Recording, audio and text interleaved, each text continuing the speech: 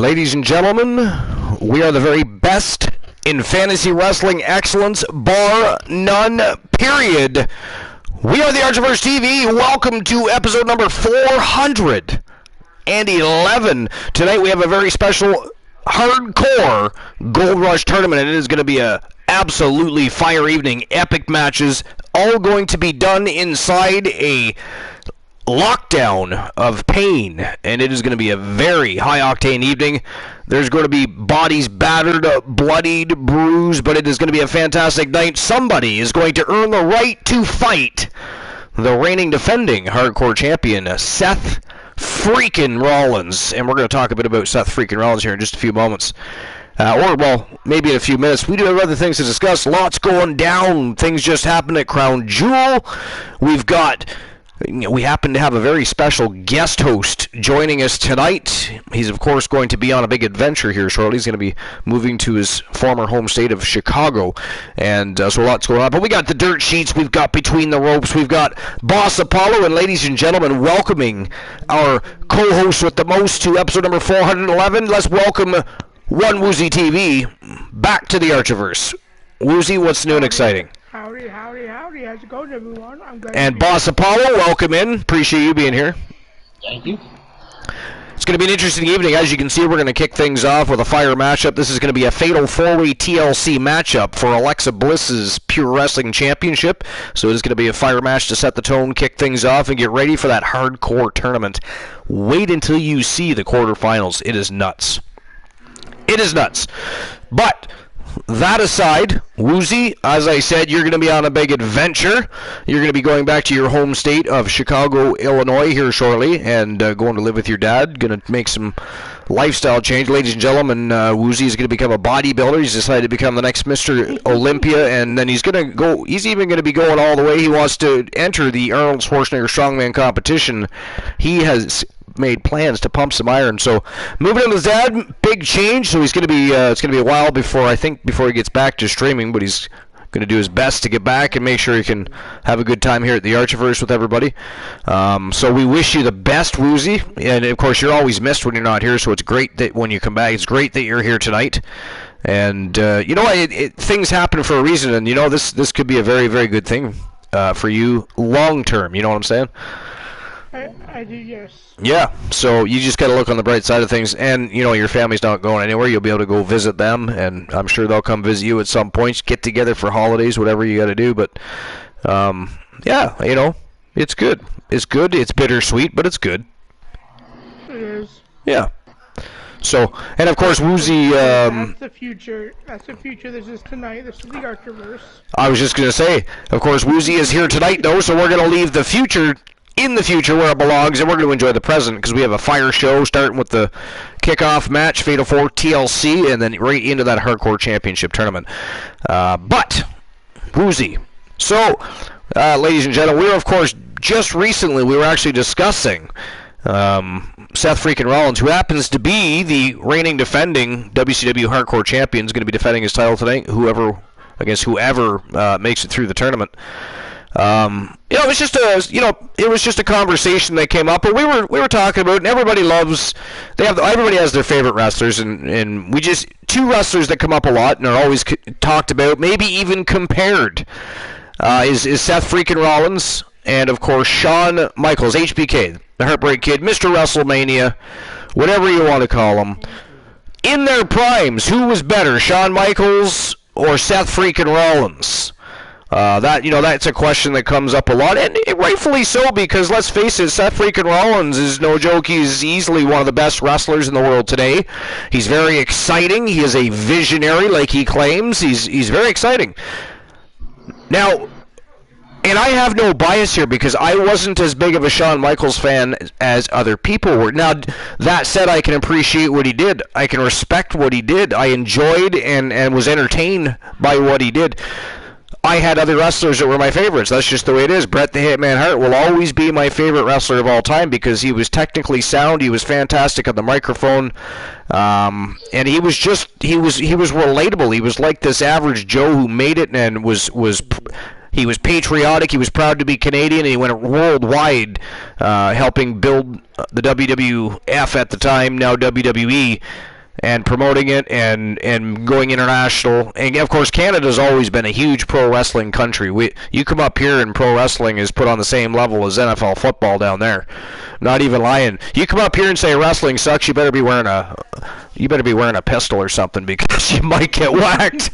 No, I'm just kidding. But we're huge pro wrestling fans. I think everybody knows that. I think the only ones that might be equally as big of pro wrestling fans is maybe from people from the UK or Germany, Japan, of course. It's funny because America promotes wrestling better than every country in the world, but they're still not really the biggest wrestling fans out of the different countries I've spoke about. They still don't have the same fan base. It's weird, but they do, though. They promote the shit out of pro wrestling, and they always have and continue to do so. But and that's why they like reaching out to the international communities, because they know that fan base is ginormous. When they go outside of North America, specifically, it's huge, and they make a lot of money and put on great shows. So it's nice to see. Oh, Titan G, I see you. What's going on? Welcome in. Welcome to episode number 411. It's still weird, right? Because we were all just planning episode 400. It seems like we were not? It just feels like yesterday we were planning episode 400. Here we're at 411. Time just ticks by so fast. So I am excited that we are. You know what, though? And I don't usually, you know me, I don't boast, I don't brag, I don't, this channel, our shows are not just for me, they're for you guys, primarily first and foremost, but I'm excited that we are on the road to 500, I gotta be honest. Listen, 500 episodes is a lot. 500 episodes is a lot. Go find a wrestling promotion that has 500 episodes. You'll be hell-bent to find one, except for WWE. Raw and SmackDown got to be nearing the 2,000 mark by now, or would they not be? We'd have to fact-check that, but I'm pretty sure they got to be close. If not... I think Raw's at like 1,300. Yeah, they at 1,300? Okay, so that said, 1,300 in how many years? We're at almost 500, right? And we're at almost 500. That is almost a third. Sorry, that's over a third of what they've done. And we're episodic, right? Nobody can take that from us. We have storylines, right? Our wrestlers, quite often, more often than not, at least 95% of the time, are fighting superstars that they have been rivaled with before. We follow a ranking system. You know what I mean? We are an episodic show. We talk about, it's as close to a soap opera as you can get around here, especially when it comes to the Wolfpack. I mean, let's be honest. Those guys have turned us into a big cosplay center. We could have a... You mean the Wolf Cry? Yeah, what? The wolf cry. You know what? They are in a huge battle right now with Vinny K. It's going to be interesting to see what happens leading into the Archiver Slammiversary and or early in the new year, because their plan is to overtake Vinny K. Their plan is to overtake Vinny K. Hell, they've gone even as far as to keep advertising that WCW is actually Wolfpack Championship Wrestling, and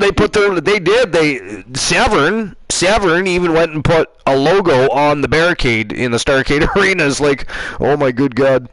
So yeah, they're locked in a heated. It's nice though, he's leaving Wrestle Wars alone for once. Severn has Vinny K so frustrated right now that he's not even looking at anything to do with any other promotion except for his own, because I'll tell you, the Wolfpack is tearing it up, and they've got some daunting and, if you ask me, some evil plans going on there. So it's interesting. Tell you the truth, we are right behind SmackDown. SmackDown got 973 episodes. 973 episodes. How long has SmackDown been on? SmackDown been 2000. 1999. Oh, that's right, 99. That's right, yeah. And Raw is so just about 30 years. Yep, Raw is 1,510 episodes. 1,500. So we've done a third, or we'll almost have done a third of what they have done, and we've been here for 2 years. That's a lot of work. Yeah, which is why I'm glad we slowed down and we're on a more normal pace now. We're not doing 7 shows a week. How we ever did that sometimes, guys. So I will say this again. I know this isn't you hate to hear this, but thank you, Archer. Thank you. I mean, for what? for putting on a fantastic show every week. Well, I mean, Thank you for that. it's easy when you have such a great community to hang out with every week. You know what I mean? Everybody appreciates so everything. So here's the thing. You know, I quite often like to go and visit different random wrestling streams, and I don't go to the ones that I follow. I go to the recommended channels list and stuff like that, or I'll go and browse some and find out who else is streaming on 2K22 or whatever.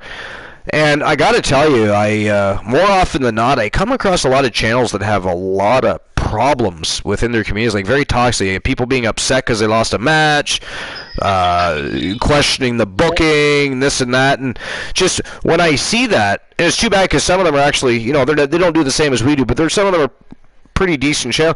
But when I go and witness that stuff, it just makes me proud that we have the community that we do, and we are just so much further along as far as, I don't know if it's just we have a more mature fan base or if we just have a lot of, I mean, we have a lot of great people in our community, so, you know, I don't know.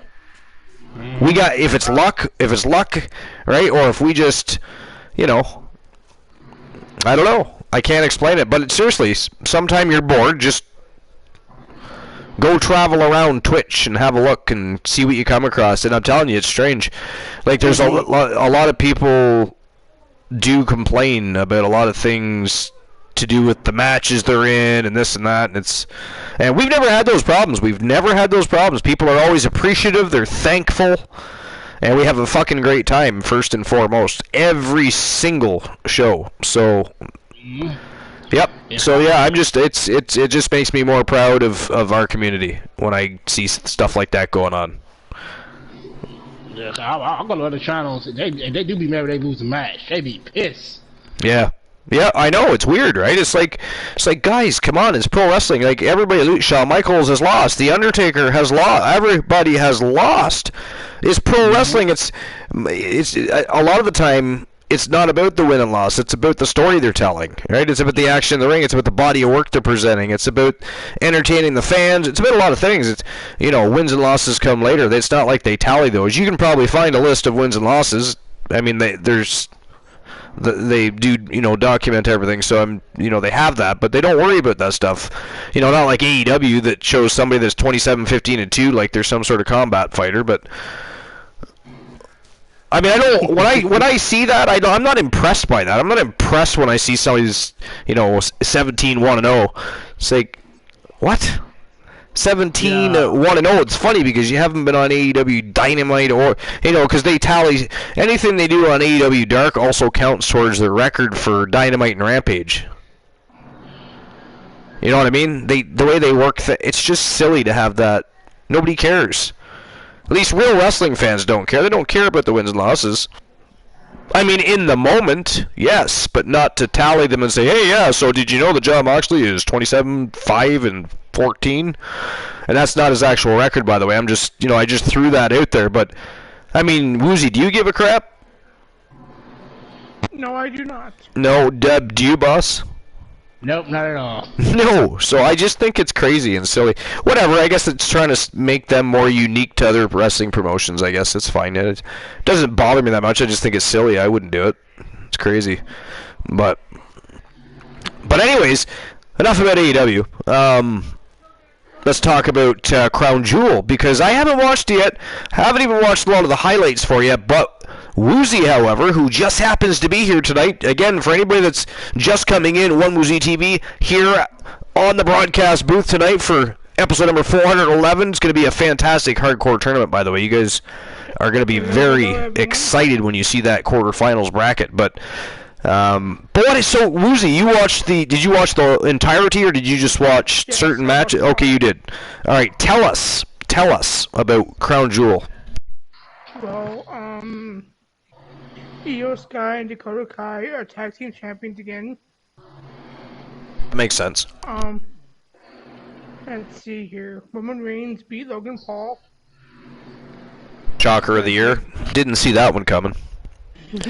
However, that I was gonna say, I hear that Logan Paul looked fantastic in there.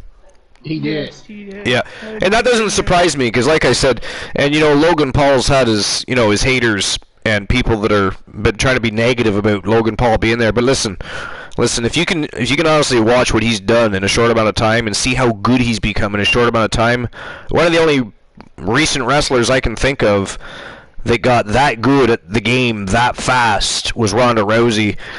But they also have a passion for athletics. They have a passion for competition, and you can clearly tell they have a passion for pro wrestling because you do not get that good at pro wrestling that fast otherwise.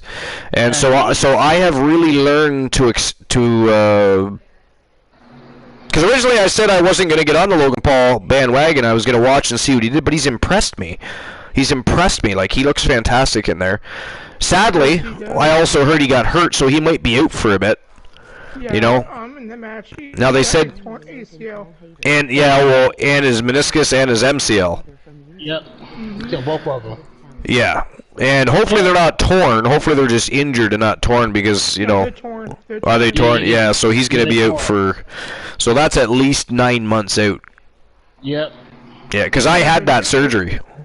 I had my ACL was torn right in half, and my MCL was torn, and my meniscus was actually yanked into place in a it was a martial arts accident. Yeah, so that fight, he thought he gonna have an Andrew Tate. That fight probably gonna happen now. Yeah, and I was able to rehab quicker than most because, well, I'm a martial artist, so I happen to know a lot of techniques that I can use that mimic physiotherapy, if so to speak, because martial arts are all if taught properly. I will say that if taught properly, martial arts are based on body dynamics, right? So I was able to rehab myself, and I was able to get back quicker. I think I was back doing certain things at the 6-month mark very carefully, and they told me 9 to 12 months. So somebody like Logan Paul could, and let's face it, they're going to use steroids to speed that puppy up anyways. This not like he's a combat fighter. They can't penalize him for that, and he's not going to go in and... So they're going to use some sort of steroid to speed that up. So he could come back by... he could be back before SummerSlam for sure. But his brother went on a knockout fest.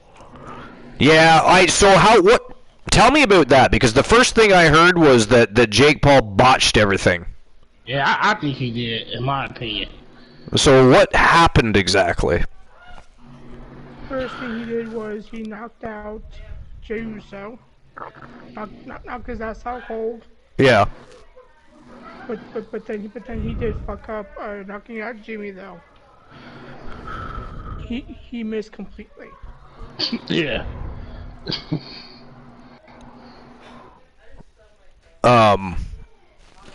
So what else happened? He missed knocking out Jimmy. He missed knocking out Jimmy? Yeah, but Jimmy played it cool. Okay. Yeah, cause like he did hit him. Oh, so, how did that present itself though? Like, how did that look presentation-wise? Like, was it evidently bad, or was it just something you noticed because you pay attention to that shit? I pay attention. Mm-hmm. Yeah. So would the average person have seen it, or would they just look like it knocked him out, Jimmy? A newbie, he would look like he knocked him out. Yeah. I know. He not as good of an actor as Logan Paul. No, he's not. No. I was just gonna say I would think that he probably moved fairly stiff. He did, like, yeah. When he first came in, come down the ring, I was like, oh my god. Like, they should have had somebody that had at least some experience coming into the ring. But Logan Paul did a hell of a job. Well, like I mentioned to Woozy, I was actually hoping that they wouldn't even involve Jake Paul. But at the same time, I knew they were going to, you know what I mean? It was inevitable. But I was hoping they would prove me wrong and not. I just let Logan build his own career. Let Jake... I mean, Jake supposedly has a career, right? He's a professional boxer. You know, he has yet to fight. Well, sorry, he fought one boxer. No, really, like I'm a pro boxer, but like what boxer has he boxed? Anderson Silva. At least he actually is boxing right now. He was doing well too, even, and has boxed before, and is a very good fighter. Yes, he's been fighting fighters, but he's not fighting boxers. He's fighting, if here's the thing: if you're gonna fight just a regular fighter in boxing and not have, if you're gonna, because it seems to be mixed martial arts is the only one with a set of balls that can go step into a different combat sport and challenge one of their champions. So that's happening, right? So that's fine. But as a boxer, if you want to challenge yourself against a martial artist, at least go against a Muay Thai fighter or a karate fighter. Because honestly, the next best striking to boxing is going to be karate or Muay Thai. Go against one of those guys, and if you start handling them as easy as everybody else that isn't used to boxing, or at least proper boxing, because boxing is a sweet science. It takes years to get good at, right? So, but then I would be a little more impressed. He's still fighting fighters, not boxers, but at least I'd be a little more impressed because he's fighting guys that are technically very good. Karate fighters are technically sound. Muay Thai fighters, not just technically sound, they're fucking dangerous too. So, I mean, fight those guys. If you're not going to fight boxers and you're going to keep fighting fighters, fight those guys. I mean, they're not in their prime. They're way past their prime. That too. Go what's that professional, what's it called? Karate Combat? It's a new professional karate league. Go fight one of their guys. Mm-hmm. Go fight one of their guys at whatever weight class he wants to fight at, For real. I'll go to what that one thing they got now? Bare knuckle track. Go there then. You don't want to fight somebody. Go to bare knuckles. Yeah. Go bare knuckle boxing. Go test yourself there. Not that that's any more impressive. I mean, I've watched bare knuckle a few times, but I got to be honest, I've never really been impressed by it. Me either. And I think their events are boring, not to mention. So, Life, what's going on? I can't remember. Are you an anime fan? I am an anime fan. I do like anime. I mean, I haven't watched much recently, but yes, I do like anime. Hey, what was Travell, what's going on, man? So, what do you think the Bornest fight in the before I give you my answer, I don't think your answer is first. What do you think the Bornest fight in Crowd Jewel was? I haven't seen it, so that's gonna have to be a question for Woozy, and I'll have to take your word for it. Yeah, before I give my answer, I want to know your answer first. I would have to say the last woman standing match. The who? The Bianca Belair and the Bayley match. Okay, that was your okay. See, alright. I think the Bornest match from that was Braun Strowman and Omos. Oh God, I can only imagine how that went. Because that whole match, it wasn't even like. That would have been a bathroom break for me. Yeah, it wasn't even like. Honestly, that would have been a perfect time for a bathroom break. I can't imagine them having a good match. I just can't. And it wasn't, because the whole match, Omos throwing Braun Strowman around.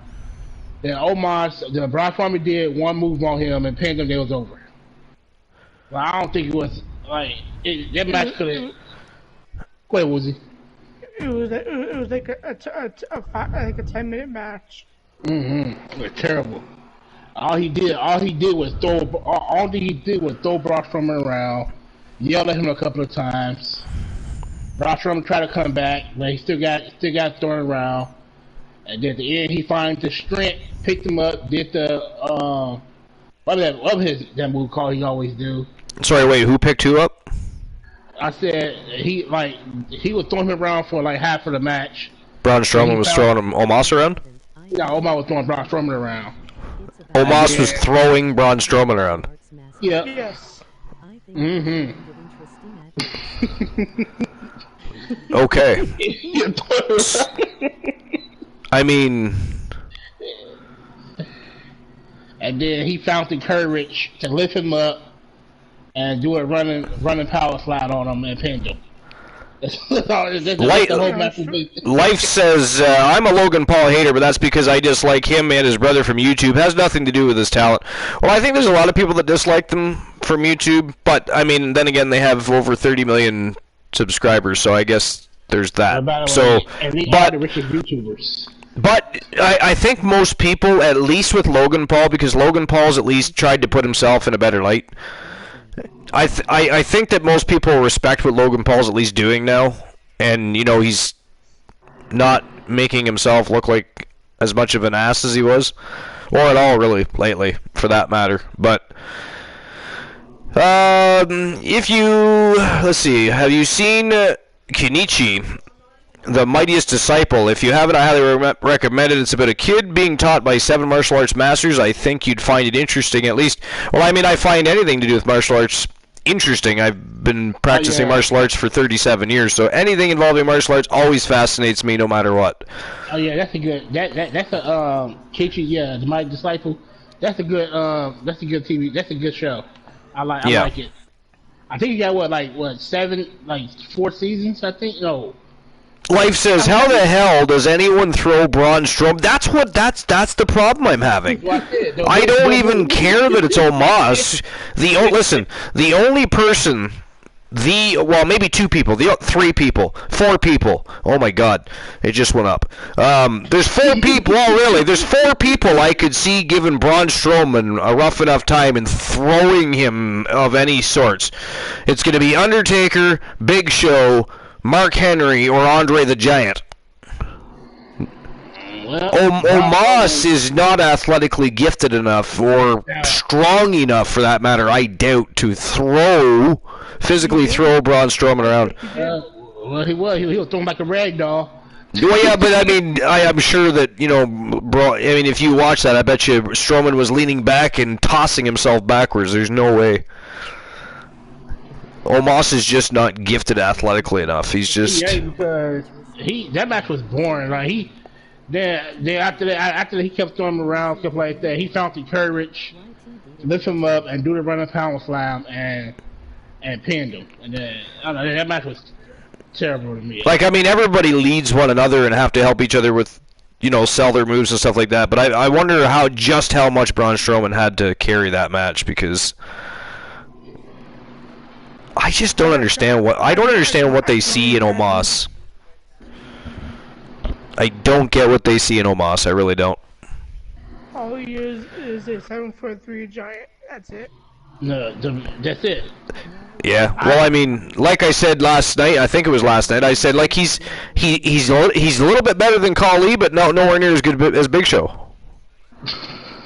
Like, that was my comparison. That's how I describe Omos. He's a little bit better than Khali, but he's nowhere near as good as Big Show. He's a big guy that, and don't get me wrong, I mean, that's the thing. People like sideshows like that. Like, he is a giant man. I mean, you know what I mean? Yeah, he is. But it's 2022. It's not 1985. So can we at least have a big man that is talented, please? Well, yeah, give us a big man that do a 4-5. You know what I mean? Off the ropes. Big Show could wrestle. Big Show could move around the ring very well for a huge guy, I'm not saying Big Show was a tremendous wrestler, but he was gifted athletically enough that a man that big could move in a ring and work with people safely. I mean, I liked Big Show a lot. Tell you the truth, even Big Daddy V can move around the ring. Yeah. He better than Omos. Yep. All right, so we're going to talk about this more in just a few minutes, and we're going to, of course, have Woozy tell us whatever else happened with Crown Jewel. You guys can, collectively tell me, because apparently you both watched it. But let's get the show on the go. Let's get this match setting.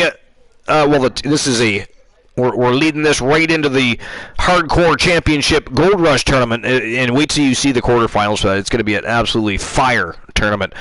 But this match is going to set the tone. It is a fatal 4-way TLC matchup for the Women's Pure Wrestling Championship, and we're going to get things undergo right now. Are you guys ready? I'm always ready.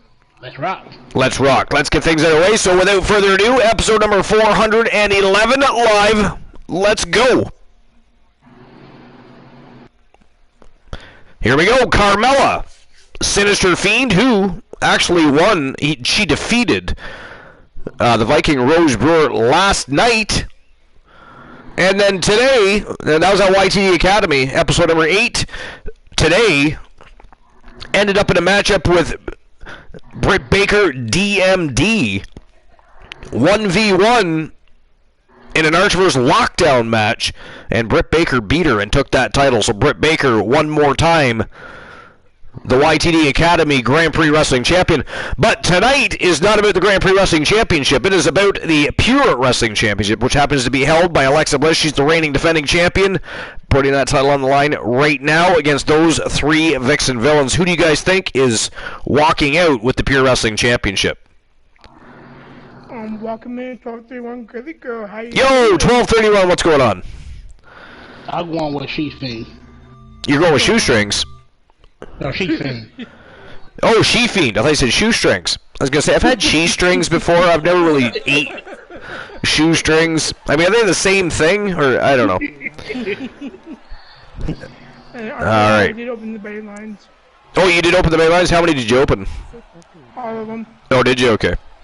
Alright, so give me a second. I'll open the betting line up. Alright, let's see here.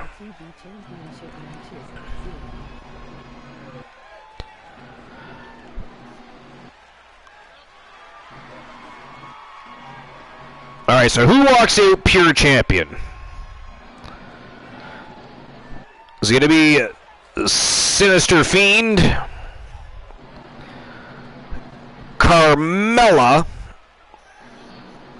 Mella is money. Is it going to be Britt Baker, DMD? Is she going to pick up a second championship tonight, become a double champion for Team Joe Link? Nope, I say She-Fiend. Or maybe, just maybe, the reigning defending champion Alexa Bliss finds a way to pull out all the stops and retain her title. That could be too. Either way, 5 minutes to make your bets. And there we go. Betting lines are open. And She-Fiend looking scary and pissed off. I mean, come on. I hear Queen Apollo. I do too. Ooh. She's laughing at Boss. Boss, are your pants down? Pull them back up, please. That is not appropriate. How dare you, sir? This is the wrong channel for that. She And- was not being impressed what she sees. Get out.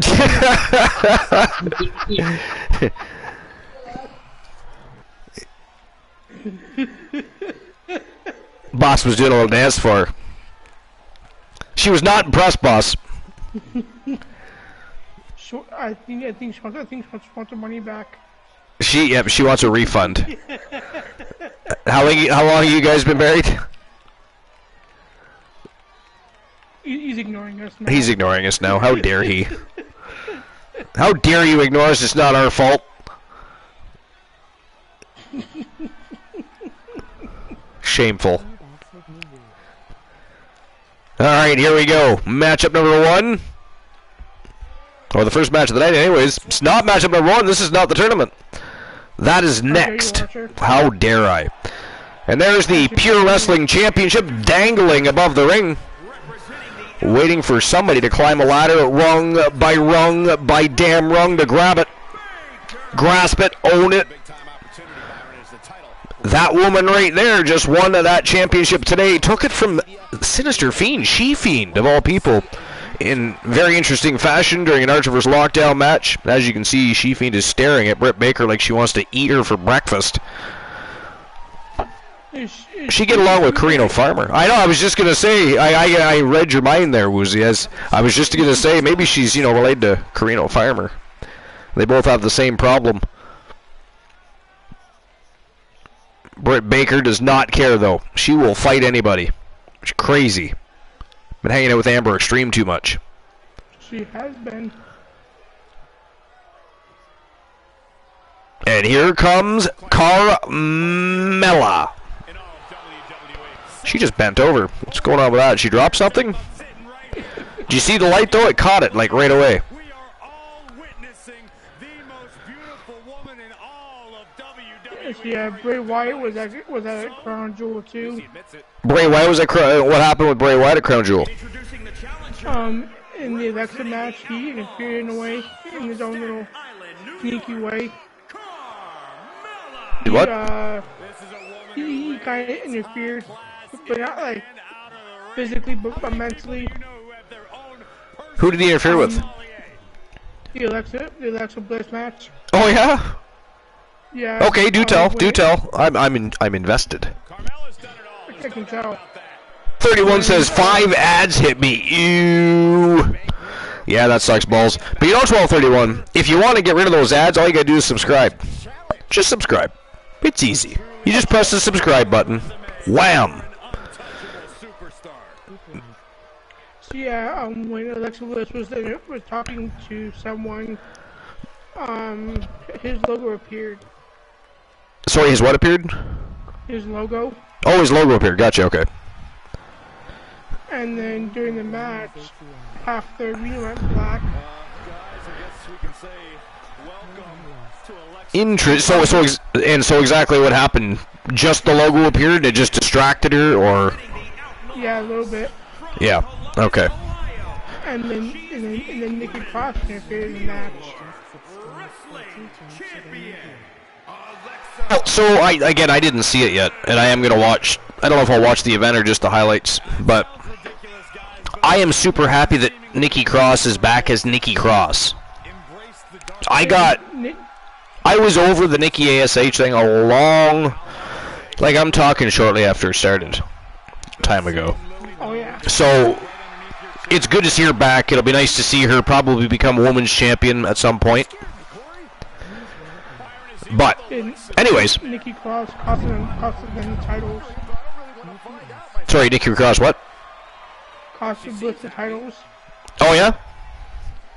By doing a finish on Alexa. Interesting.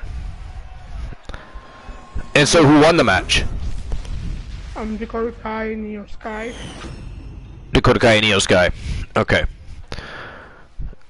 All right. Yeah. See, again, I didn't see it, so I didn't know who all was involved in the match. If it was, Which to me is fucking dumb. Why take him off? If you come out 6 days later, put him back on. I mean, why do they do anything? But they must have a plan. Transitional champions usually happen for a reason, at least. But it's just when it starts to happen too often that it becomes frustrating. And guess who appeared at Crown Jewel as well? Somebody else appeared. Howdy. Like, oh, did he? So is it Bo Dallas? It is Bo Dallas, right? Yes. Yeah, I thought so. Yeah. Did he actually reveal himself, or you can just tell? I can just tell. Yeah. I mean, I thought to me when it looks through, like you can see through the eye hole type of thing, and it just looks like him. Yeah, and the earring and one of the ears looks exactly like his, and the eyes. Well, there's the ear piercing, right? Yes. He's got that cross or upside down cross ear piercing or whatever it is. What else happened? Anything? Like, well, I forget what was the list? What was the lineup? Like, what were the matches for the evening? The first match was Bobby Lashley versus Brock Lesnar, and Brock Lesnar won. What was the match? Bobby Lashley. No, I know what I knew he was wrestling Bobby Lashley, but what was the match though? Normal match. Just a normal match? No stipulation, no. Interesting. No. And Brock won clean? No. Oh, okay. Bobby got screwed. How'd he get screwed? When the ref was going for the count, Bobby's left shoulder was up. Kicked her right in the orbital bone.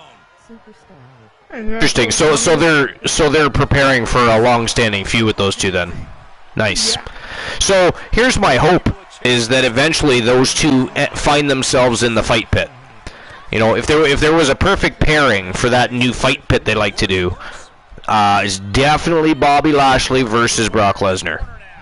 That would be a fucking banger. Ooh, definitely be a banger. Definitely be a banger. But I was thinking possibly down the road, them two team up. Well, you know, actually that would be interesting. Could you imagine? Like, they would have to send them on a monster run themselves, because who would beat them? Bobby Lashley and Brock Lesnar on the same team? That's insane, is what that is. That would be, and if they could like learn to work well together and sell each other in the ring, man. Oh my God, destruction in the making. Right? That would be that would be crazy. But anyways, what else happened? The Usos defeated the Brawling Brutes. But the way they won, it was phenomenal. They hit the tag finisher from the top rope.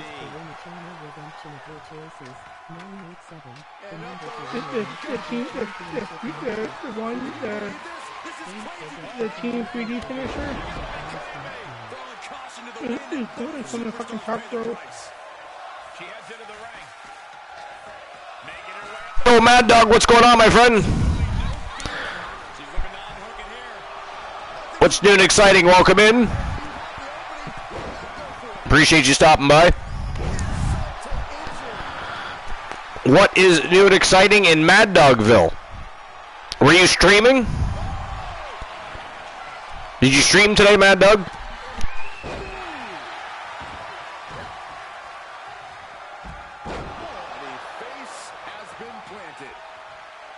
Apparently you got an OnlyFans. Hey, what? Apparently the community has an OnlyFans. Oh. He said I did for a bit. What were you streaming? She's taking things to ringside. Here we go, right in the center of the ring. A perfect place to set up that ladder. She's setting it up right. Were you playing Fortnite or what were you streaming? Let's turn that around. There's a crucifix, nicely done. Got you in your head. Anyways, while we're waiting for Mad Dog to answer, Fortnite. He played Fortnite. All right. And how'd that go? How did you do? So what else happened at Crown Jewel? Let's see what else. Bianca retained. Bianca defeated Bailey. Well, I kind of figured that was going to happen. I know Bailey just come back not long ago, and I think a lot of people expected her to win the title back from Bianca Belair, but I think at the same time it's too soon, and they can save that moment for, like, for instance, WrestleMania. You know? Or any other stream per-view, or pay-per-view, premium live event, whatever you want to call it. Name your cliche. Good Lord. Yo, Panda, what's going on? Panda says he was playing D's nuts. Life says, can I just say I love Bianca Belair? I mean, I think a lot of people do. She's very, very good. But the way she won, though, it was kind of sketchy. Happened. She put Bailey in between the ladder, put it under the ropes, so she couldn't get out. The same way she did what John Cena did to Batista at Extreme Rules. Interesting. Well, I mean, even, you know, as impressive as she is, even Bianca Belair can't, you know, win clean all the time. You know what I mean? They got to make her look somewhat vulnerable at certain times, or else nobody's going to believe anybody else can beat her, much less Bailey. And I think I was probably one of the few people that didn't think. A lot of people thought Bailey was going to win, man. They really did. They thought Bailey was going to dethrone Bianca Belair. But I knew it wasn't happening at Crown Jewel. It just wasn't. Not very often a title changes hands at Crown Jewel. It has happened, but it doesn't happen very often. So, but I'm just going to step away for a moment and grab myself a beverage. If you want to just keep talking about what happened at Crown Jewel, or maybe what your favorite moments at Crown Jewel was, but I won't be long. I'll be right back. Yeah, my favorite moment at Crown Jewel was when Logan Paul did a spot. He put woman on the announce table and did a flying elbow while he was recording it.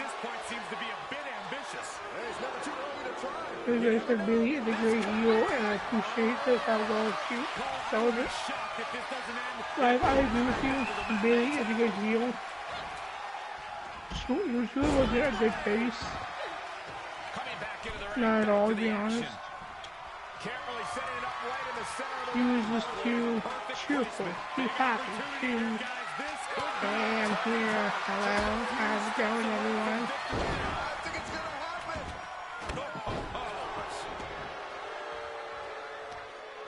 Yeah, I just...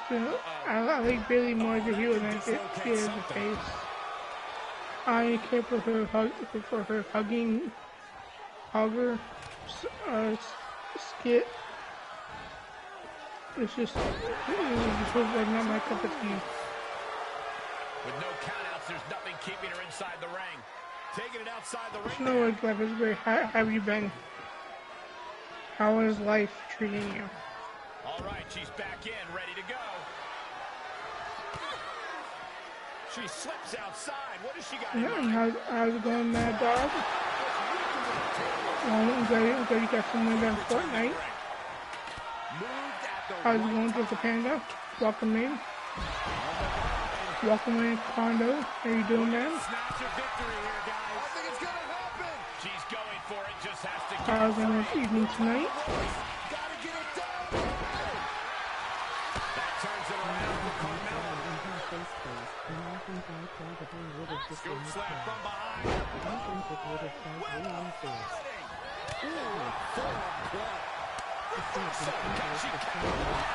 That was great, yeah, she was like forced.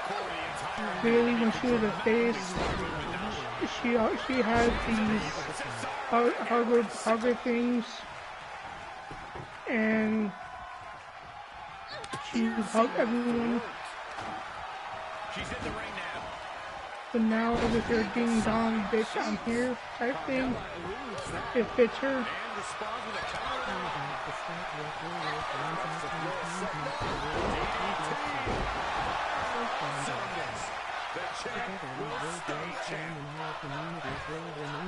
Welcome in, Jolene. How you doing, my friend? Hope your work night goes by slow. But again, how dare you lie to us saying you're working when you're not? Jolene, you should know better.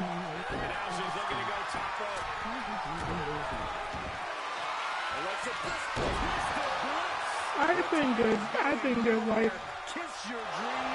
It's like weekend going an adventure. But it doesn't matter at all in this situation.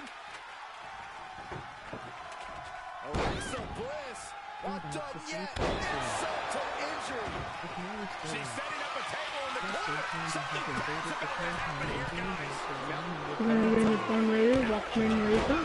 Bliss gets countered. The volume in this building has increased. I have returned. What have I missed? Welcome back. Did Boss make it back yet? No, you're not. Boss is MIA. How dare he? Oh, Alexa Bliss, the top of the ladder here. Here comes Carmella, though. And Jolene's not the three he's working. Joe Link in the house. What's going on, Joe Link? Joe Link's got to be happy right now. I mean, Britt Baker DMD dethroned She-Fiend less than 24 hours after she won the YTD Academy Grand Prix Wrestling Championship and became the Grand Prix Wrestling Champion. And now here she is fighting for a second championship. She's challenging for the Women's Pure Wrestling Championship. And also, I mean, Alexa Bliss is also, not only is she the reigning defending champion, she too represents not just Team Joe Link, but the Outlaws. So, interesting, isn't it? It is. two clients in this matchup. And right now they are going to, oh, Alexa hit her right in the face with the ladder. She's not pulling any punches. She wants to retain her title. Britt Baker, though. She-Fiend. From behind. Oh, Alexa Bliss just missed that table. Look at Carmella. Carmella's like, fuck you guys. Up the ladder she goes. But She-Fiend says, nope. You ain't going anywhere, bitch. You mine. There goes Britt Baker. And again, She-Fiend's like, I don't think so. Yeah, we were talking about Bailey as the heel on his face. But yeah, so anyways, was that what? So I'm assuming that so what was the order of the matches like for Crown Jewel? How did the event start? The first match was the Bobby Lashley match. The Bobby Lashley match. So Brock versus Bobby Lashley started things off. Okay. Yes. Interesting match to start the night off, really, when you think about it. If it were me, I would have started off with the women's title match. Just to set that tone, because there was lots of high-profile matches, right? So. Yeah, it was, and then Usos match. Maybe they were afraid Lesnar and Lashley would steal the show if they were too high up on the card, though, too, right? Is a possibility. So, and then the next was the Usos match? Yes. Yeah. And of course they retain their titles. Yes, in great fashion. Yeah, of course. Yeah. So. They did the tag finish on the fucking top rope. Nice. The Uso splash. No, the RKO type thing. Oh, right. Yeah. Okay. So they actually did their double team finishing move. Yes, it was fucking amazing. Nice. Well, I mean, the Usos are the best in the world right now. It doesn't, they deserve to be where they are. I mean, they're the longest reigning. They are. It's going to be interesting to see how they go forward with the tag team division. That's for sure. I do hope we get new tag titles soon. Seriously, I want new tag team championships and I want a new world heavyweight title. Probably not. I'm tired looking at coins.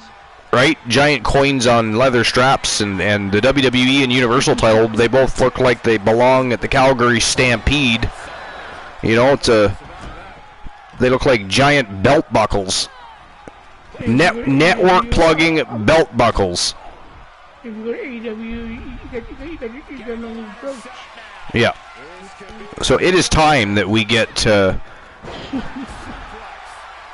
some proper championship belts circulating again. Now, I doubt it's going to happen. Like, it's not going to happen while Roman Reigns is still champion. But maybe after he loses the titles, maybe we slowly get new championship belts or something. That's the hope. But we shall see. So after the Usos match, was the women's match after that? Yes. Yeah. How many matches were on the card total? Was it 7? 7 or 8. 7 or 8? Yeah. What was the best match of the night? Like, in your opinion, of course. I would say hands down the Roman Reigns match. Roman Reigns match? Okay. Yeah, I heard that they put on a clinic. I'm going to be watching the match for sure. So that's good. I'm glad. And you know what? I'm happy for Logan Paul. I wasn't a Logan Paul or Jake Paul fan. I was not supporters. Or I was not a supporter of them. And I remember and you probably remember the conversation, we had it live on the air, and I said that, I'm not going to invest in Logan Paul right now. I'm just going to watch and see what happens. But he so quickly started to make waves and impress. The way he was handling himself, both, in the ring and out of the ring, and like he just looks like $1 million in there. And so. Roman Reigns let him do a spot too. Yeah. So. Wow. Roman Reigns let him put him on the table, and he did it out of high elbows, on the table. Huh. Well. So and. Was Solo Sikoa there? Yes, he was. Did he have anything to do with anything? Or was he just kind of there supporting type of thing? Oh, Britt Baker was that close to grabbing that title, and they took the ladder out. Wow. Sorry, What would you? was that Jimmy and Jay came out first, and they both got knocked out, and then Jake Paul comes out, and then as soon as Jake Paul comes out, like 5 minutes later, Phyllis Cole comes out, just walks to the ring. Out of the way. Oh, look at this! Wow! That is it. That is all, ladies and gentlemen. The winner of the match and a new women's pure wrestling champion, representing, I believe Carmella's with the Wolfpack, is she not? No, she is with Joe Link now. Carmella is? Yeah. Wow, Joe Link, you hired Carmella too? Are you telling me you had 3 women from your faction in this match? Wow, that somehow slipped under the radar for me. Yo, just a Panda with a hostile hosting invading the compound. Appreciate that, Panda. I mean, for anybody that doesn't know, when people solo raid like that, it also hosts the Archerverse on their channel. So when people go to their channel to check out some of the previous content, the first thing they're going to see is the Archerverse TV live on Just a Panda channel. So Just a Panda, we appreciate you for that. Thank you very much.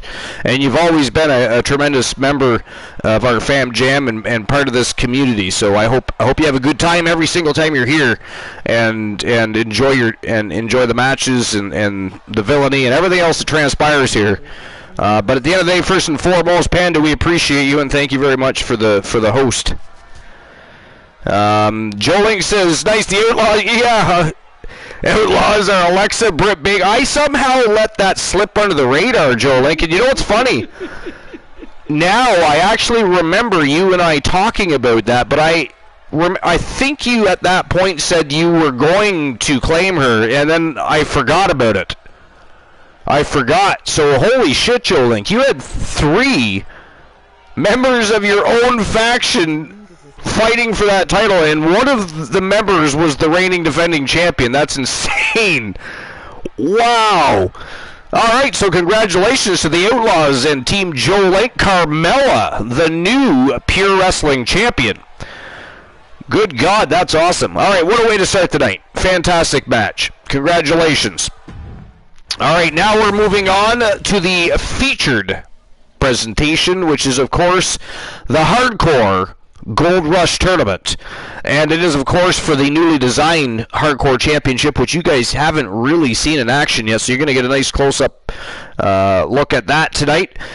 And what a roster of villains that are going to battle tonight to earn the right to fight against the reigning defending WCW Hardcore Champion, Seth freaking Rollins. So now that there's more people here, here's an interesting question for people. We were talking a bit about this earlier tonight. And let me pull the tournament up first so you guys can see the bracket for the tournament, because it is fantastic. It's absolutely epic. This is going to be a thrill ride of a tournament. Each and every one of these matches, folks, is going to be held in a lockdown of pain match. So they are trapped in 4 sides of steel. The only way to get out of those 4 sides of steel is to knock out your opponent and move on in the tournament. It is going to be fire, so hang on to your lug nuts. It is time for an overhaul. But here we go. Check this out. Before I ask my question, we're going to run down the quarterfinals, and there's the new WCW Hardcore Championship belt that was redesigned. You guys now have a Hardcore Championship belt that you deserve, not something that came out of the AEW thrift shop. But the AEW, can we hashtag that, please? AEW thrift shop titles. But anyways, sitting in the top of the quarterfinals, it is the Hardcore Icon Tables, who still happens to be a member of the Wolfpack.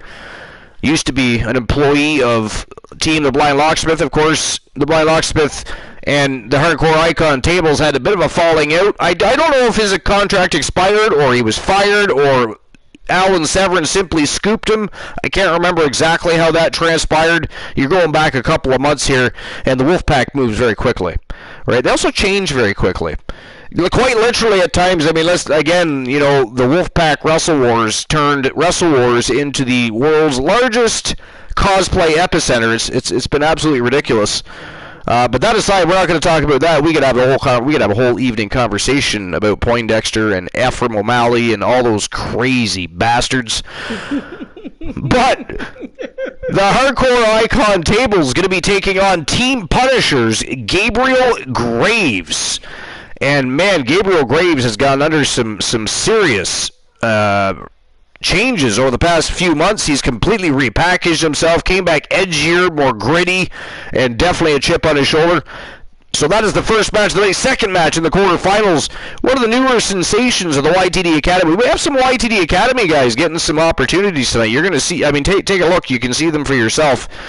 But Tenacious B is one of them, and he has been on an absolute tear. He's been given opportunity on both Starrcade and Wrestle Wars. He's been really making an impact. So he tonight is entering this Hardcore Championship tournament, taking on Finn Balor. Third match of the quarterfinals, we have Solo Sikoa, one of the newest members of the Bloodline, taking on Goldberg for the Hardcore Championship quarterfinals. And last but not least, from Team France with 2 L's, and yes, France with 2 L's has been in the YTD Academy. He, of course, had a bit of a rough go for a little while over on the main roster, so after his contract came up, he decided to retreat, repackage, regroup, revitalize himself, and he has been doing absolutely sensational in the YTD Academy. So tonight, he is also in the tournament, and he's going to be taking on one of the hardcore icons of pro wrestling, Cactus Jack. And that is a tall glass of water for anybody. Doesn't matter who you are, because he is a hardcore legend, Woozy, wouldn't you say? I would, yes. Right? A tall glass of water for anybody. He is a monster when it comes to hardcore matches. So, but anyways, what do you think of that quarterfinals? That's insane. It's fucking awesome. Right? It is going to be a blast. And again, each of these matches held under the Lockdown of Pain rule set. So again, trapped in 4 sides of steel. They want 8 of those 4 sides. They got to knock out their opponent. That's the only way out. Move on. Knock your opponent out. Move on. Otherwise, you're staying in there. You're going to be trapped. You're going to be battered, bloodied, and bruised. I do have an announcement to make. If a certain individual makes it to the final... Hey, who gave me the break time? Oh, hey, Woozy. Thanks for the break time, notes, buddy. You're welcome. Luke the Gunner says, how are you? We are fantastic, Luke the Gunner. I want to see some Mickey James. Mickey James, unfortunately, is a female, Luke the Gunner, so she's not permitted to enter the Hardcore Championship Gold Rush Tournament, but that would be funny. I mean, I don't think she would last very long.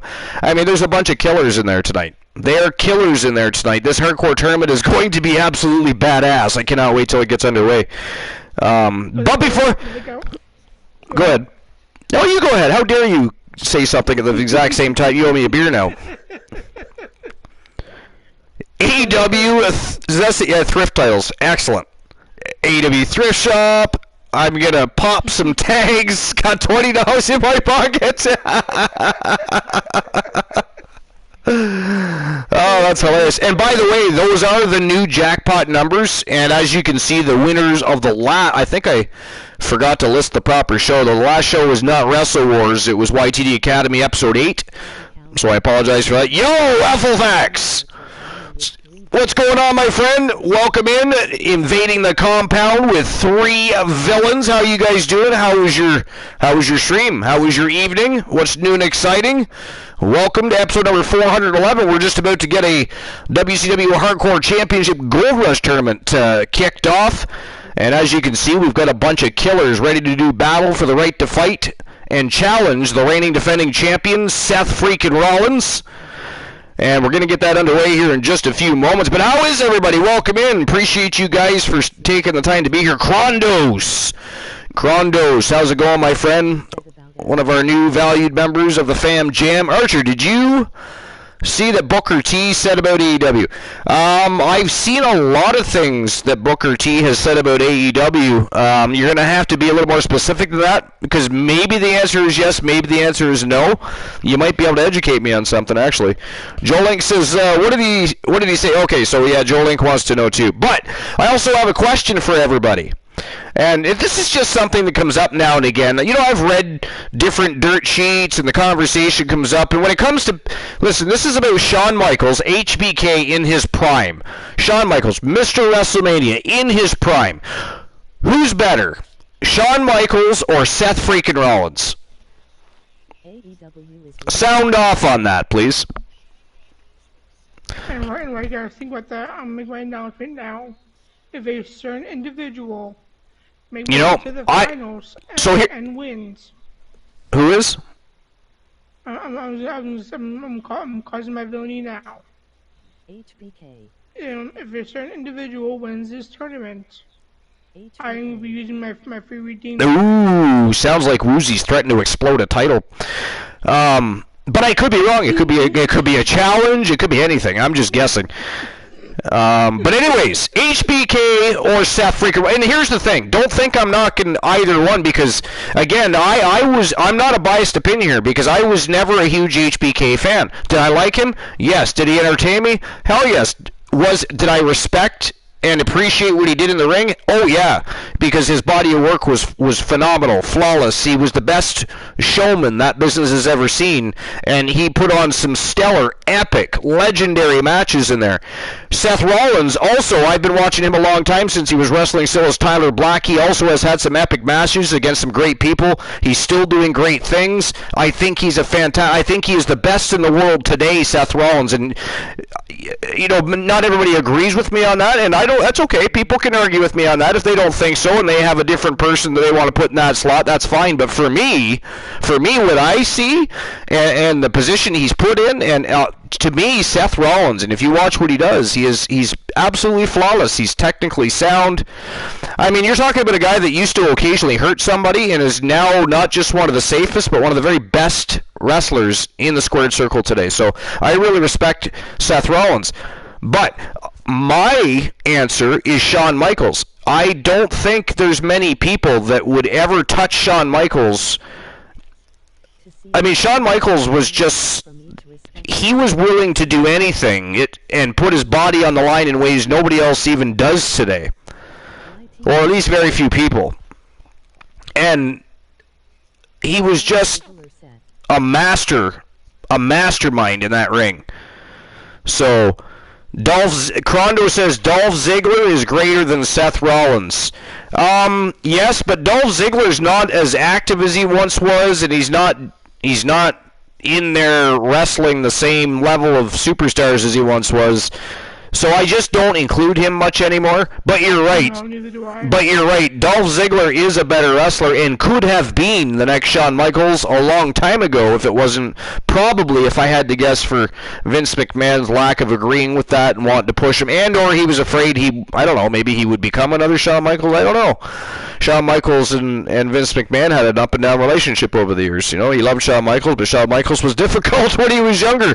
Maybe Dolph was too, and he saw that. I don't know, but Dolph Ziggler should have been handed the torch and been the next Shawn Michaels a long time ago, because he is also an epic showman, a fantastic technical wrestler, a high flyer.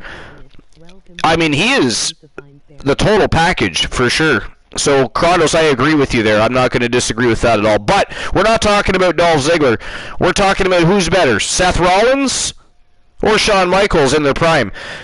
And if they were to wrestle, who would win? Or who would you book to win that match? And Seth Rollins also keeps getting better and better too, so there's that. So Seth Rollins is continuing to hone his craft, and I appreciate that too, because a lot of people get to the top of the game and they just become complacent with what they are doing, and very few people continue to hone their craft and evolve themselves, like Randy Orton, like Undertaker, people like that. So hats off to Seth Rollins for that too. He's always making himself relevant. But yeah, no, HBK for me wins the match, and HBK for me In the HBK in in his prime, Seth Rollins in his prime, HBK is still better. I agree. Yeah. You know, Seth Rollins is going to be a Hall of Famer, and he's going to go down as one of the best of all time. But I don't think, other than Dolph Ziggler, like Crondo's presented to us, other than Dolph Ziggler, not even AJ Styles, as awesome as AJ Styles is, not even AJ Styles was as good. It's just Shawn Michaels was so fucking good, guys. You know, he was so good. Logan Paul went for the Switch music on last night. Yo, the Fiend Barry, what's going on? Fiend Barry says Triple H. Crono says Theory. I'm lost. Why are we pulling out Triple H and Theory when we're talking about Rollins? I should ban both of you. I should ban both of you for confusing me. Hang on. Oh, Woozy hasn't AKO'd somebody in a while. Somebody's getting an AKO. The Fiend Barry says Roman Reigns. He's just going to keep tossing names out there. Condos, enjoy. Theory is great in the... No, Theory is great in the ring, yes. But anyways, the Fiend Barry, what's going on? What's new and exciting? Welcome in. Wyatt B, Paul White, AEW. But anyways, yeah, so... Theory is great in the ring and speaking. Yes, no, Austin Theory is one of the people that are the future of the company. He is absolutely fantastic.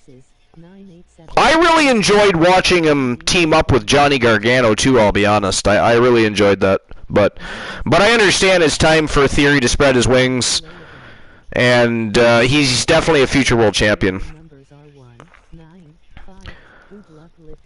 Alright, so... The AKOs are not working. The AKOs are not working? Interesting. I have no idea why.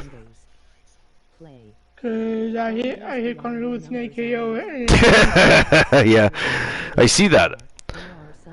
Alright, so anyways, we'll talk more about other wrestlers, HBK, Seth Rollins, and other things. We've got lists, we've got dirt sheets, we've got Woozy we're still running down the card for Crown Jewel, so we're going to get to all of that in just a minute. But ladies and gentlemen, without further ado, it is time to get the feature started. It is time for the WCW Hardcore Championship Gold Rush Tournament. We're starting things off with the Hardcore Icon Tables taking on Team Punisher's Gabriel Graves in the first round. And of course, Woozy opened up all of the betting lines earlier this evening, so nobody has to spend money to open any betting lines. They are already open. I'm going to be getting the betting line for the first match of the quarterfinals open right now, so just give me a moment while I get that ready to go. But here we go. WCW Hardcore Championship Gold Rush Tournament. The Hardcore Icon Tables, Gabriel Graves. We've got the Wolfpack being represented, and we have Team Punisher being represented. But who is walking out of this matchup still standing and waltzing into the semifinals? Because don't forget, ladies and gentlemen, the rule set is locked out of pain. 4 sides of steel, the only way out, knock out your opponent. You're tying too much. Alright. But anyways, let me get the betting line open. I'm getting it done right now. Oh, wait a minute. Did I even issue the payout for the last one? No, you did not. Okay, hold on. I didn't think so. So I'll do that right now as well. It kind of helps to issue the payout before you start the next one anyways. So the winner of the last match and new champion was Carmella. She is the new Women's Pure Wrestling Champion. Again, congratulations to Team Joe Link. You fucking bloody savage. You had 3 people in that goddamn match. I mean, what the hell? Again, I forgot that Team Joe Link hired Carmella. Completely. I knew he had 2 because I talked about that. I said he must be, and then it's like, was it you that said it? Carmella's with Team Joe Link too. Yeah, it was me. Alright, so I'm starting the next betting line right now. Who moves on to the semifinals? Or moobs. We're talking about moobies now. I mean, what's a show without talking about moobies? Speaking of that, how's my stock? I mean, we don't. Yeah, I was gonna say we don't have Woozy Stalker anymore because he became Outcast Gameplays. All right, so who moves on to the semifinals? Is it going to be Tables, former employee of Team the Blind Locksmith and current employee of the Wolfpack, or is it going to be Gabriel Graves, who has made some waves in YTD Academy since returning, looking to make an impact here on the tournament, would like to find another home back on the main roster, just like they all would. But who's it going to be, Gabriel Graves or Tables? Who's going to the semifinals? 5 minutes to make your bets. And there we go. Betting lines are not open. Hold on. There we go. They're open now. It is not funny. How dare you laugh? How dare you, sir? You shut your mouth when you're laughing at me. How dare you? How dare you? How dare I? How dare you? How dare me? So there. I don't know. I should ban your ass. I should ban myself. All right. So 4.5 minutes to make your bets. And it is showtime and go time for the first match of the quarterfinals. Tables versus Gabriel Graves. Let's go. Let's go. All right, Boss never made his return. What is going on? I mean, his wife was laughing when he had his pants down. And then what? Did she feel bad and invite him to the bedroom or something? I mean, are we missing out here, Boss? You could have at least left your microphone on. You know, he doesn't mind tossing that headset around and leaving the microphone on any other time, but tonight he's got to press mute. Tonight, Boss Apollo has found the mute button, ladies and gentlemen. It's because I have came back. Yes, can we have a round of applause in the chat room, please, for Boss Apollo? You know, he's moving on up in the world. He's learning how technology works. I mean, it is a fantastic thing.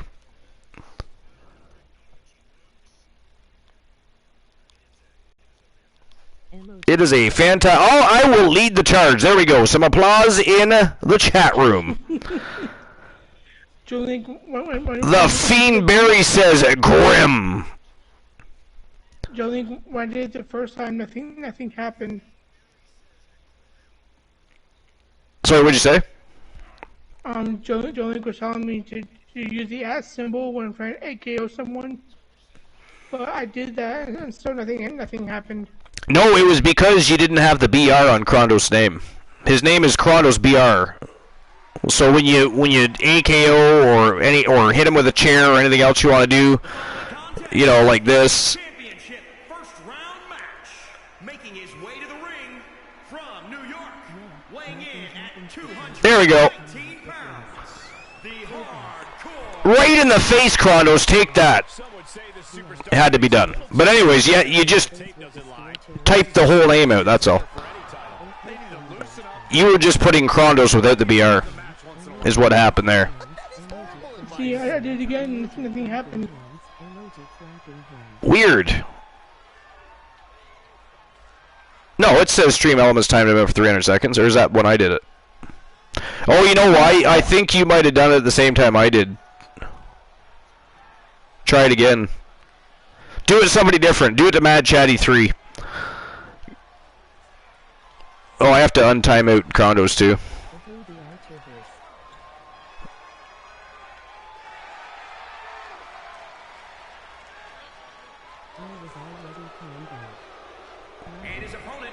There we go.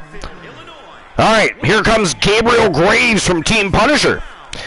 So anyways, was there anything you haven't told us about Crown Jewel yet? Like anything that was anything else that was interesting that you found amusing to do with the show itself, or something we should watch for when we actually finally watch the show itself, or watch the... No, I don't think I mentioned nothing really major happened. Yeah, that was pretty much everything in its entirety. Okay, so interesting. So nothing to boast about, to be honest. Nothing to boast about, no.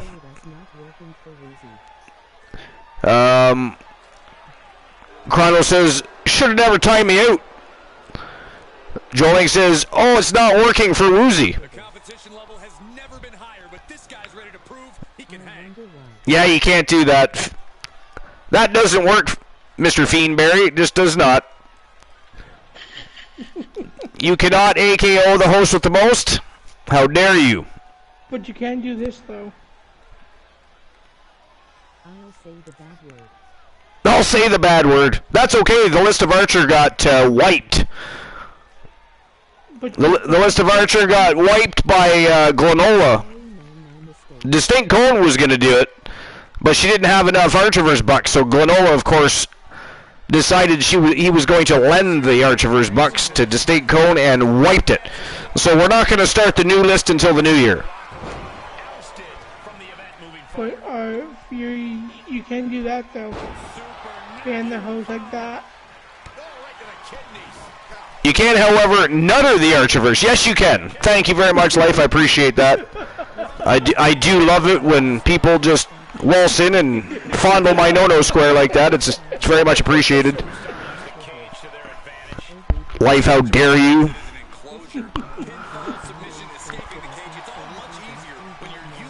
But anyways, let's have a quick look at the dirt sheets and see what's going on.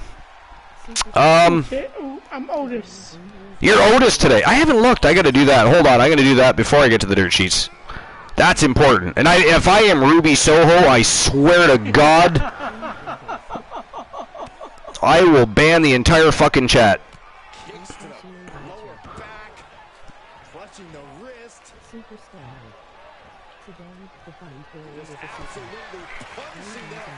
Yes, finally! Woo! I am not Ruby Soho or China. That is awesome. And I got the Undertaker of all people, so that is, I will take it. I am the dead man for the night. Alright, so today Boss Apollo is, what do you mean Boss Apollo is Roman Reigns? Boss, how dare you play the lotto? You're not even, yeah, get your ass back here. Fucker. Leave Queen Apollo alone. It is not time for that. You know what, boss? I'm back. You know what, boss? No. I'm not gonna deal with your actions and then do that. I'm not gonna deal with that right now. Life is great, says I am Ric Flair. Oh, Krondos is Danhausen. I want to try out this shit again. Joe Link says I can trade you, Krondos. I am Riddle. Where the hell did you go? Did you bring back snacks? They want to know if you brought back snacks, boss. Well, I had to attend to the missus. Well, that's what we said. We're like, you know, she walked by while you were, live on the broadcast booth, and for whatever reason you had your pants down. That's disturbing, by the way. She laughed, but then we figured what must have happened, and correct us if we're wrong, but what must have happened is she felt bad for laughing, and then she just invited you to, do some sexercise. Exercise the demons! I would deny it or I would say it's the truth. But something like that happened. Uh-huh. Fantastique. We just became an R-rated show for the night, by the way. But the Fiend Barry is Oscar. Yeah, sorry about that, Barry. I mean, that shit happens. I mean, I'm usually, as ghastly as it is not funny. I am usually, it really isn't funny. It's quite ghastly. It should not be happening. But I usually get China or Ruby Soho. China or Ruby Soho. That's almost always. That might be a freezing pervert. Life says we aren't usually Triple X. 18 plus.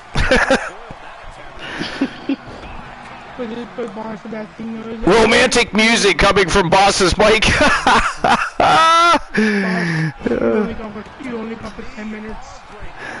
What's the issue? This hardcore this hardcore championship Gold Rush tournament will forever be remembered as the night that Queen Apollo laughed at Boss, and then it was on like Donkey Kong. Joe Link says, cue the sexy saxophone.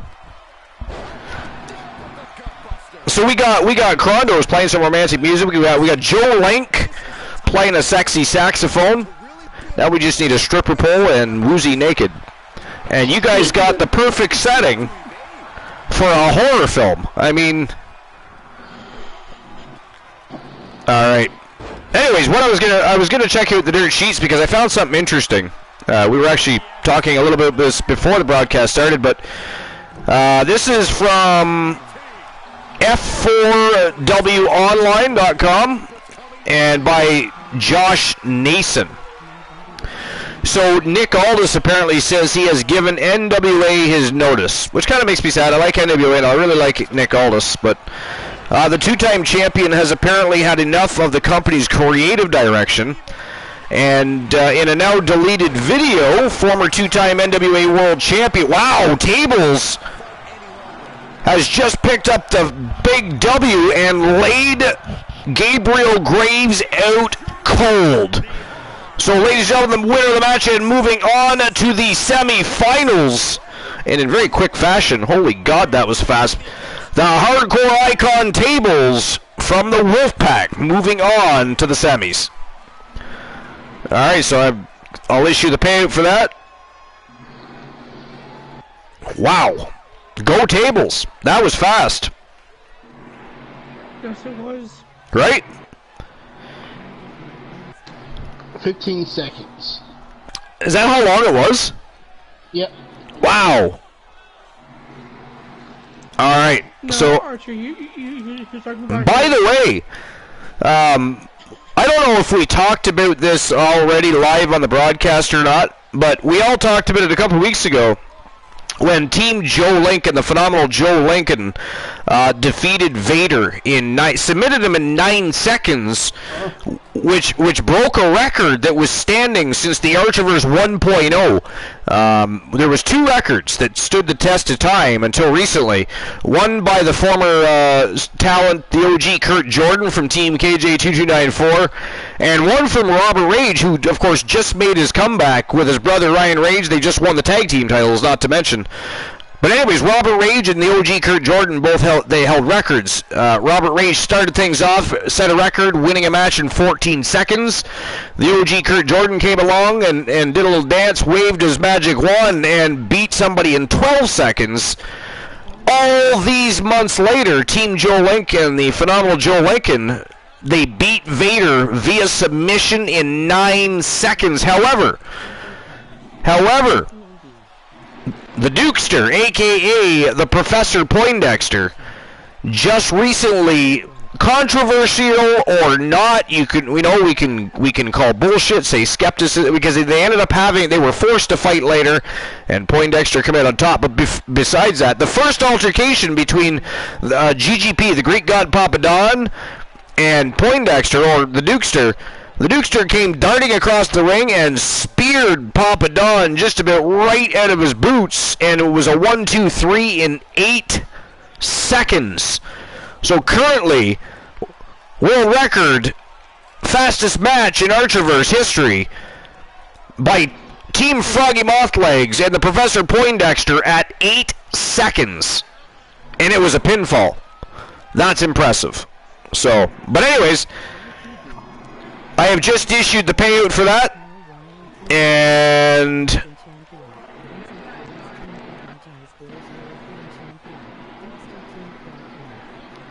I will get the next match underway here in just one moment.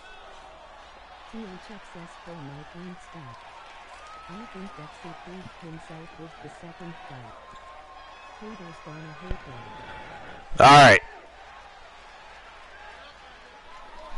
Here we go.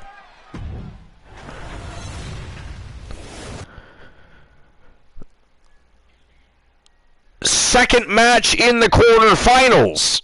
Tenacious B taking on Finn Balor. And this is going to be a fantastic match. Like I said, Tenacious B's been ripping up a storm over the YTD Academy. He is a powerhouse, a great striker, and he even gets technical. I mean, he is seemingly flawless and has been given opportunity both on Starrcade and on Wrestle Wars, where he impressed the fans and management alike on both sides of the fence. Tonight, in this Hardcore Championship tournament, taking on Finn Balor. Finn Balor is another person just like Cactus Jack is a tall glass of water for anybody, no pun intended. We all know that Finn Balor is not exactly the tallest man in the world. That's not what I was getting at. But he is one of the best wrestlers in the world. Tenacious B versus Finn Balor is next. What do you guys think? Who is going to walk into the semifinals to face the Hardcore Icon tables? Tenacious B? Or is it going to be Finn Balor? Finn Balor. Boss, what do you think?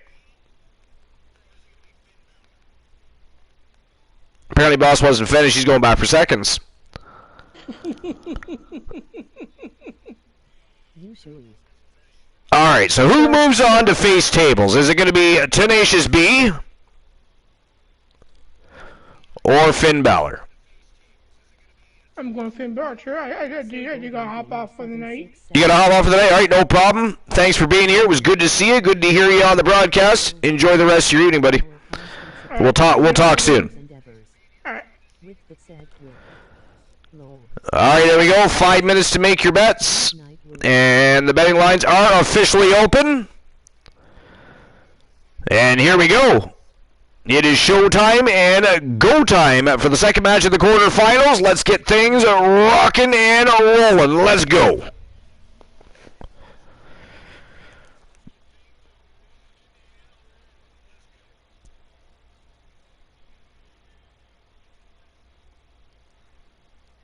Have a good night on was I at the. All right. Hey Archer, how have you? So back to that article I was reading. Number for a chance to win a channel redemption of your choices. 987. The number to win a white. So again, in a now deleted video, former two-time NWA World Champion Nick Aldis posted on Instagram Sunday that he has given his notice to the NWA. According to those who saw the video, Aldis said he and NWO owner William Corgan have their differences and that the organization has got so embarrassing that he can't be a part of it any longer. PW Insider reported that his deal is set to expire in January 2023 and that the issues between the two are legitimate due to the creative direction of the company. Aldis, who has been with the company since 2017, is set to take on Odinson as part of the Saturday's Hard Times 3 pay-per-view in New Orleans, Louisiana, making the timing of the video noteworthy. The 36-year-old was set to face NWA World Champion Trevor Murdoch at NWA 74 earlier this year, but was replaced by Tyrus. At the time, Corgan accused Aldis of politicking behind the scenes and that no one stresses me out more in the NWA than Nick Aldis. No one is more highly paid than Nick Aldis, and no one is more unhappy than Nick Aldis. So Aldis still appeared at the two-night NWA 74 event against Flip Gordon and also was allowed to cut a promo. So I guess we'll have to just kind of stay tuned and see what happens moving forward. As far as Nick Aldis, I'm a big Nick Aldis fan. I really enjoy his body of work. I think he's fantastic, and he's been, well, until recently, I guess. I thought he was a great companyman and was really breathing new life into the NWA. So I thought it was fantastic. But so that's too bad if he's going to be done with the company. Hopefully we see him turn up in Impact or the WWE. Maybe he'll go over to Japan. Who knows? Alright, so Drew McIntyre, this is from Wrestling Headlines. Apparently Drew McIntyre teasing forming a faction to take on the Bloodline. So, and this is, again, WrestlingHeadlines.com, and Andrew Ravens is the one that posts the article. It says, in September, Drew McIntyre and Roman Reigns competed for the WWE Undisputed Universal Championship at WWE Clash of the Castle. Solo Sikoa joined the main roster to help the Tribal Chief in that match. McIntyre hasn't met with Reigns since that time. McIntyre offered an idea about starting his own faction to oppose the Bloodline while speaking on WWE's The Bump.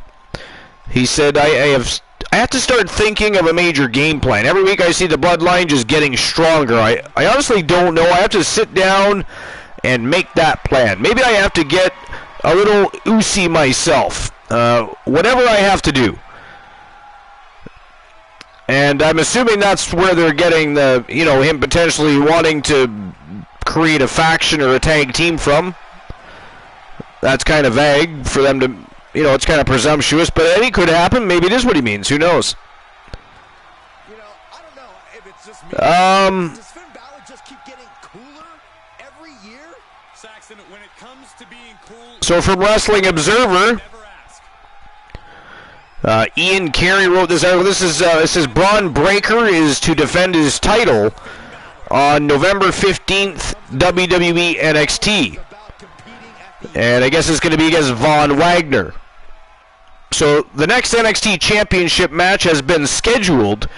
Von Wagner has been granted a title shot against Braun Breaker on the November 15th edition of WWE NXT, and Wagner attacked the champion in the closing moments of the last week's show. Grayson Waller announced the match in a video post posted to social media on Sunday. He also revealed that both Breaker and Wagner are set to be guests on the Grayson Waller Effect on Tuesday's show. It says, I've come to learn that Braun Breaker, the little dog himself, will be defending the NXT Championship against Big Von Wagner. Waller says, since Grayson Waller always has his finger on the pulse, I've organized it. I've already gone and made sure that come this Tuesday, live on NXT on the USA Network, the Grayson Waller Effect is back, and my guests are none other than the champion Braun Breaker and the challenger Von Wagner.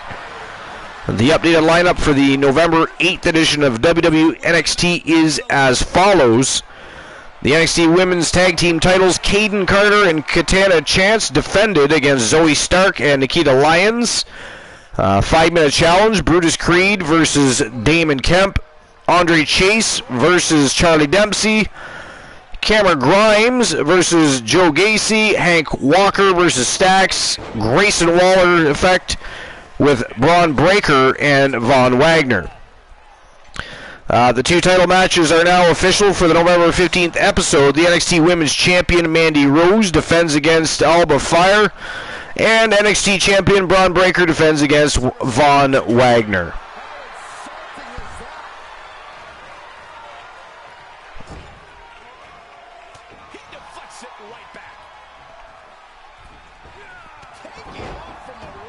All right, let's see here. What else is going on?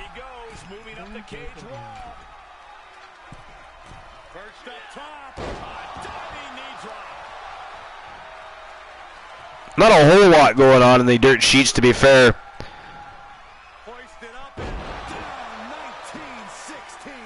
Here's something from about 7 hours ago. WrestlingHeadlines.com. Joey G posted the article. Says Braun Strowman takes unnecessary shot at flippy wrestlers. Chris Jericho, Mustafa Ali, and Will Ospreay respond. So WWE superstar Braun Strowman took to Twitter this morning and took a shot at high-flying wrestlers, stating that what he and Omos did yesterday at Crown Jewel was much better than anything that flippy-floppy wrestlers put on. His full tweet reads, "Holy hell, the giant Omos, can you believe we got 47 5 stars, and reminded the people that that no one cares about these floppy floppers. Giants and monsters are greater than flippy flipper bag your groceries at Kroger." Well, that was weird to even say, I'll be honest. But anyways, Strowman's tweet has since come under fire by much of the IWC, which is the Internet Wrestling community, but some top industry stars have weighed in as well. New Japan Pro Wrestling, the IWGP US Champion Will Ospreay writes, "Why are you so mad about making money? It's dead funny that you actually done such a great job, and yet you're mad at other people that do the same job as you. Relax, my guy. Just say you really enjoyed showing super heavyweight wrestling." Fellow WWE star Mustafa Ali was also unhappy with the monster among men. His response was, "Can you teach me how to get fired?" Finally, top AEW star and current ROH champion Chris Jericho tweeted Strowman and writes, "I used to bag groceries." So yeah, it looks like, Braun Strowman's comments not exactly, didn't exactly hit a home run. But I mean, again, you know, he probably was just shooting. He was just, you know, joking, and at the same time, you know, trying to be proud of himself for what him and Omos apparently did. I mean, I actually heard that match was terrible, so I guess I'm not. But I mean, it's not like he's going to go on his Twitter and tell everybody how bad he thought his match was, so there's that. But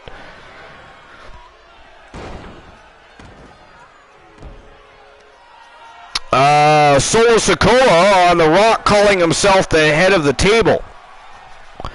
Another WrestlingHeadlines.com. This is Joey G again.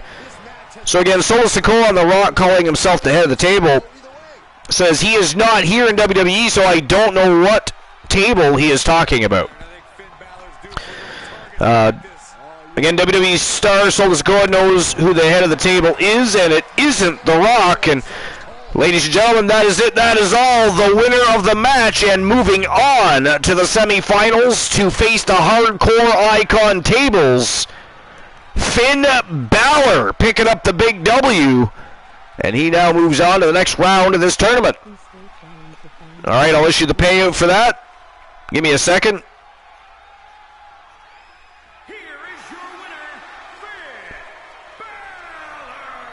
Winner of the match, Finn Balor is your victor, and the payout has been issued. Visiting the medical facility tomorrow.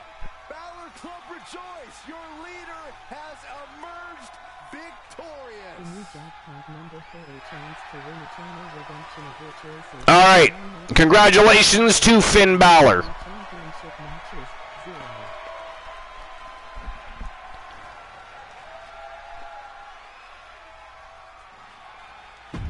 And on to the next round we go.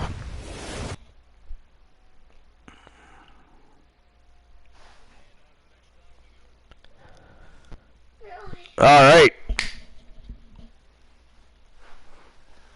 So, next round of the tournament. Well, not the next round, the next matchup in the quarterfinals, it is Solo Sikoa from the Bloodline. Maybe we'll see him get a little oozy in here tonight. I don't know. What do you guys think? But anyways, he is taking on Bill Goldberg. Who do you guys think moves on to the semifinals? Will it be Solo Sikoa? I mean, perhaps the Bloodline gets involved and helps him out. Who knows? I mean, it is a lockdown of pain, but it's not like somebody can't climb over that wall. I mean, if they're, you know, they are fiendish. You can never trust what they're up to. You never do know. Expect the unexpected when it comes to the Bloodline. But who do you think moves on to the next round? Is it going to be Solo Sikoa or Goldberg? What do you think, boss? Well, since he is part of the public enemy, I'm going for Goldberg. You're going Goldberg? All right, that's right. They're going to be starting their, what is it? What are they, the Southside faction? Yeah, Public Enemy South. Public Enemy South, yeah. So they're going to be making their debut in the tag team division. I mean, it's another faction added to the faction wars. I mean, that is fantastic. And imagine, I mean, they are going to be a force to be reckoned with. I mean, remind everybody who's in that faction. Alright, so the Public Enemy South is Goldberg, Brock Lesnar, Sting, and Stone Cold Steve Austin. I mean, that's a hell of a faction. That is one hell of a faction. All right, so let's get the next matchup out of the way. The betting line is open, so you can go ahead and start making your bets, but it is time for the third matchup of the quarterfinals, Solo Sikoa and Bill Goldberg. Let's go. And I won the channel edition, and the other, he won the, I forget who won the other one. All right, so let's see here. Who knows the rapper DMX? I mean, most people I think know who DMX is. He's still trying to find out where the hood at. Will is a prick, Crondo says. He does not like Will Ospreay, apparently. I said Solo Sikoa. I know. I have no idea why. But anyways, back to that article.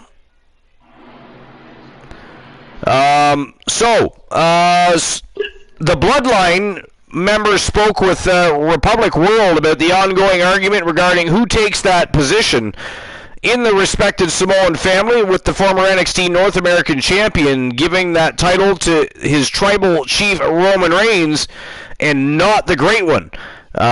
When asked about The Rock calling himself the head of the table, Sikoa said the following. He said, he's not here in the WWE, so I don't know what table he's talking about. There are other tables in the family. I don't know if he got a pick specifically on which table he's talking about. I know Roman is the head of our table. That's the table, I said. But, you know, when the time presents itself, man, rock and roll, that'll be something cool to see down the road. It's going to be when they go to Hollywood, because no WrestleMania going to Hollywood. Yeah, well, I mean, I could see them pulling the trigger on that and having The Rock come in and work a pro. I mean, it's just going to depend. I mean, I don't know what The Rock's agenda's like over the next several months, you know? So... But I do know for a fact. I think that eventually Roman Reigns gonna lose the titles. I know I know he going to Hollywood. Yeah. So I don't know when he's going, but I know he's probably either going to Hollywood.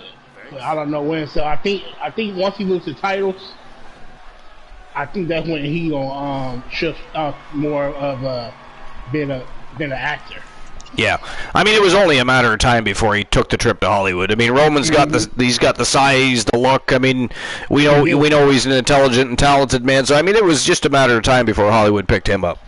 Yep, sure was.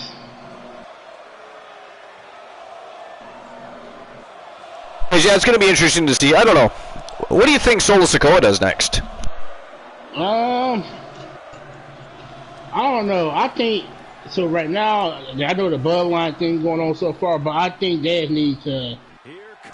Cause he haven't shined yet, you know. Cause he got showers to fulfill. I think what they should have did was let him come in. But don't put him in the bloodline right away. I think, but I think like this is why since they all got 2 titles, I think that. He's going to win the European. I said European. I think he's going to win one of the either the Intercontinental title or he's going to win a U.S. title. And if they keep up the gimmick, if they keep it up, I think he'll end up winning both the United States champion and the Intercontinental champion. That could definitely happen. Yeah, and then when they do that, they're gonna be the first team. If that do happen, they're gonna be the first faction to ever conquer and have all the titles. I think. I'm mistaken. Crondo says Rock is bigger now. To make Black Adam, he gained some muscle. His Black Adam attire was uncomfortable with the fake muscle, so he gained more muscle to use a skin-tight outfit. Yeah, he did put on a little beef. I mean, he was basically the same size to play Black Adam as he was when he played Hercules. Yeah, he gained a lot of muscle for Hercules, too. He was fucking jacked when he played Hercules. I actually wish they would have done it. I was actually fairly impressed with Hercules. Was it a great movie? No, it was good, though. It was decent. It was worth watching. I actually was hoping they'd do something to follow up and maybe try to correct some wrongs and tell more of a story, but yeah, I don't know. To me, it was a mediocre movie. I won't put it as one of the greatest movies that made. But oh hell no, yeah. In The Rock, I put so if I were to rank all the Rock movies, I would put that in his top 10 movies. Two of my favorite movies. One of them is actually just a kind of a family movie, but it was called The Game Plan, and I liked it just because he showed some. Man, I love that movie. Yeah, me too. He showed some great acting ability. It was a great movie, and I thought it was a job well done. But The Rundown is still one of my favorites to this day. I forgot about. You know what? That movie was good, and the other movie when he played Walking Tall. I didn't really care for Walking Tall. I'm not a big fan of true stories. It has to be a really epic story for me to care. It's a true story. It's just you know what's going to happen. You're just watching what you already know. But so I don't know. I didn't care for it. And then of course Kevin Sorbo did the Walking Tall movies that came thereafter. But oh, he did. Oh yeah, but The Rundown was one of his The Rundown, one of his greatest, one of his good movies he made. I wish they would have kept that. I wish they would have kept that. Oh yeah, a second Rundown would have been phenomenal. It would have, yep. Maybe chasing down somebody together. You know, there was so many options and opportunities there. I don't know what happened there, but just nothing ever came to fruition. So.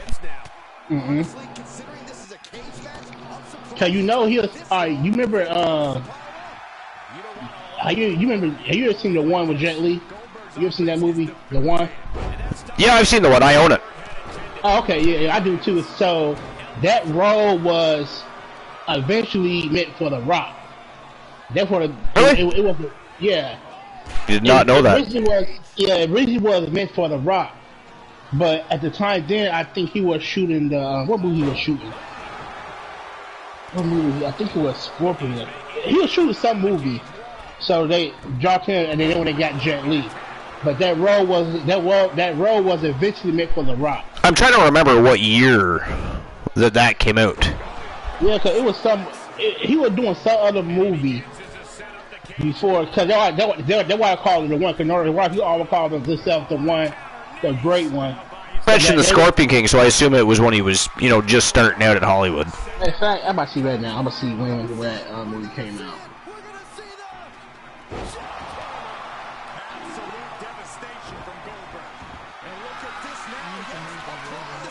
It came out in 2001. 2001, yeah. So he was probably shooting Scorpion King or something around then, wasn't he? Or was that 99, 2000? I forget. Krondos redeemed YTD Academy Dark Match. Bret Hart versus Goldberg. Excellent. Krondos, go over to Discord and put that right in YTD Academy matchup requests. That way I don't forget. Alright, so the Scorpion King came out in 2002. 2002? Okay. So, yeah. So, I mean, if that movie came out in 2001, he was probably already shooting the Scorpion King and wrestling. And so he was probably just, his schedule wouldn't allow for that. Yep. Now, the movie I did not like, and my least favorite Rock movie, and he wasn't in it very long, but Doom. I hated that movie. Oh, man, that movie. Oh, yeah. Oh, yeah. That movie was, I don't like that, but I don't like the movie at all. Me neither, was not a fan. Not a fan. I gotta tell you, man, Solo Sikoa's doing some good work in there against Goldberg. He's doing some good work in there against Goldberg. What do you guys think? Are you guys paying attention, or are you just paying attention to Boss Night? This is a tremendous matchup between the member of the Bloodline, the youngest brother of Jimmy and Jay there, Solo Sikoa, handling Bill Goldberg like a champ in there. In his very first Lockdown of Pain match, by the way. Although, to be fair, I think it's Goldberg's first too, but...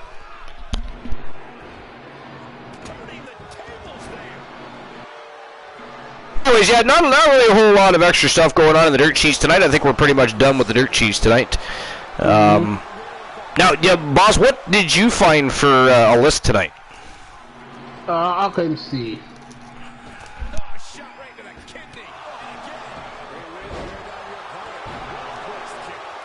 Oh, and if you're wondering, Woozy isn't returning. He was finished for the evening. He's got other business to tend to, so he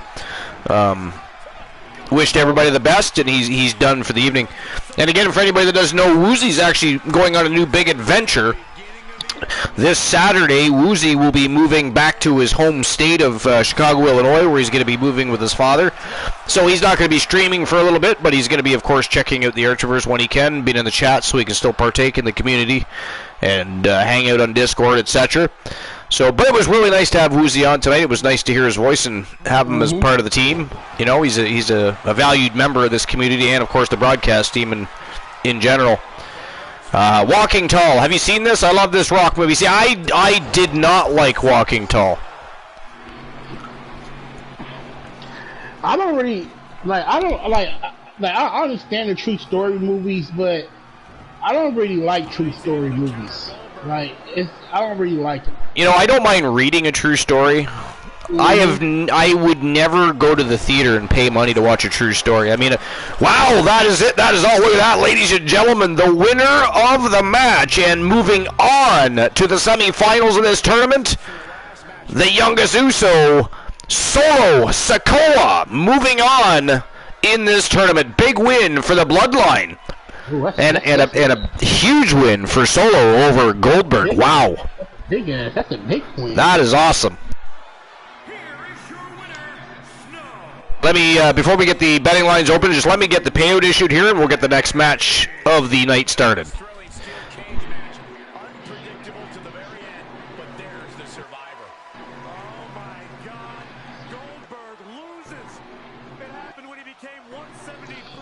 That's kind of weird. I mean, I literally just said that Solo Sikoa was looking phenomenal in there tonight and handling Bill Goldberg like a champ. And lo and behold, he comes out on top and is the victor. 89% voted for Bill Goldberg. It said 10 best wrestlers of all time. 10 best wrestlers of all. Now, I wonder if they're meaning wrestlers or superstars. It's always up in the air what they mean by that. You know what I mean? I mean, we're going to find out, but I'm just curious. Okay. All right, here we go. We're going to move on to the next round here. Oh, okay, it said WWE Legends. Best 10 WWE superstars of all time. Superstars, okay. Well, there's definitely a difference between best wrestlers and best superstars. But Yeah, all right, so final match in the quarterfinals. Who's moving on to face Solo Sikoa in the semifinals? Is it going to be the Freight Train, Frank Miller, or perhaps Cactus Jack? Cactus Jack, a hardcore legend. Frank Miller wants to be a hardcore legend.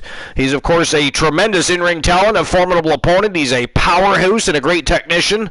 And boy, for a big guy, can he move around that ring. So it's going to be interesting to watch him in there with Cactus Jack, hardcore icon, who immediately looks to go for the jugular.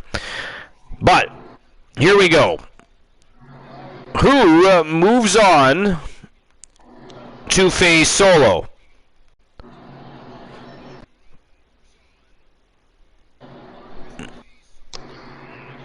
Is it going to be Frank Miller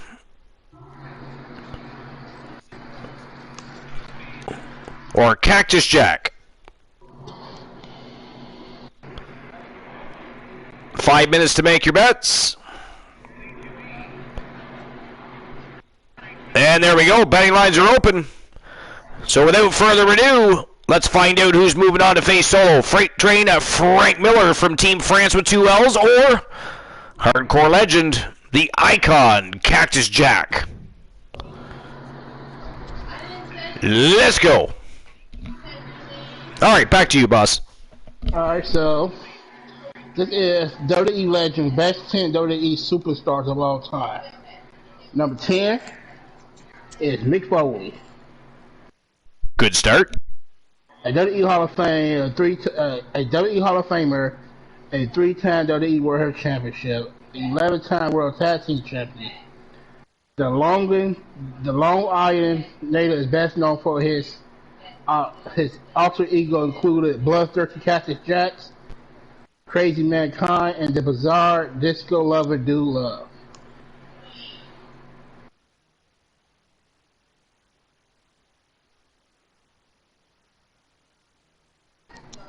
Number 9 is the Big Red Machine Kane. Boss, I'm just going to step away for 1 second or two. Well, probably more than a second or two. I do have to use the facilities, so it might be more like a couple of minutes. And it depends. If I get touchy-feely with myself, it might be 5 or 6 minutes. No, I'm just kidding. I'll be right back. I'm just going to run to the facilities and back. But continue with the list. Go ahead. Alright. So number 9 on my list is Kane. Kane made his WWE debut on October 5th, 1997.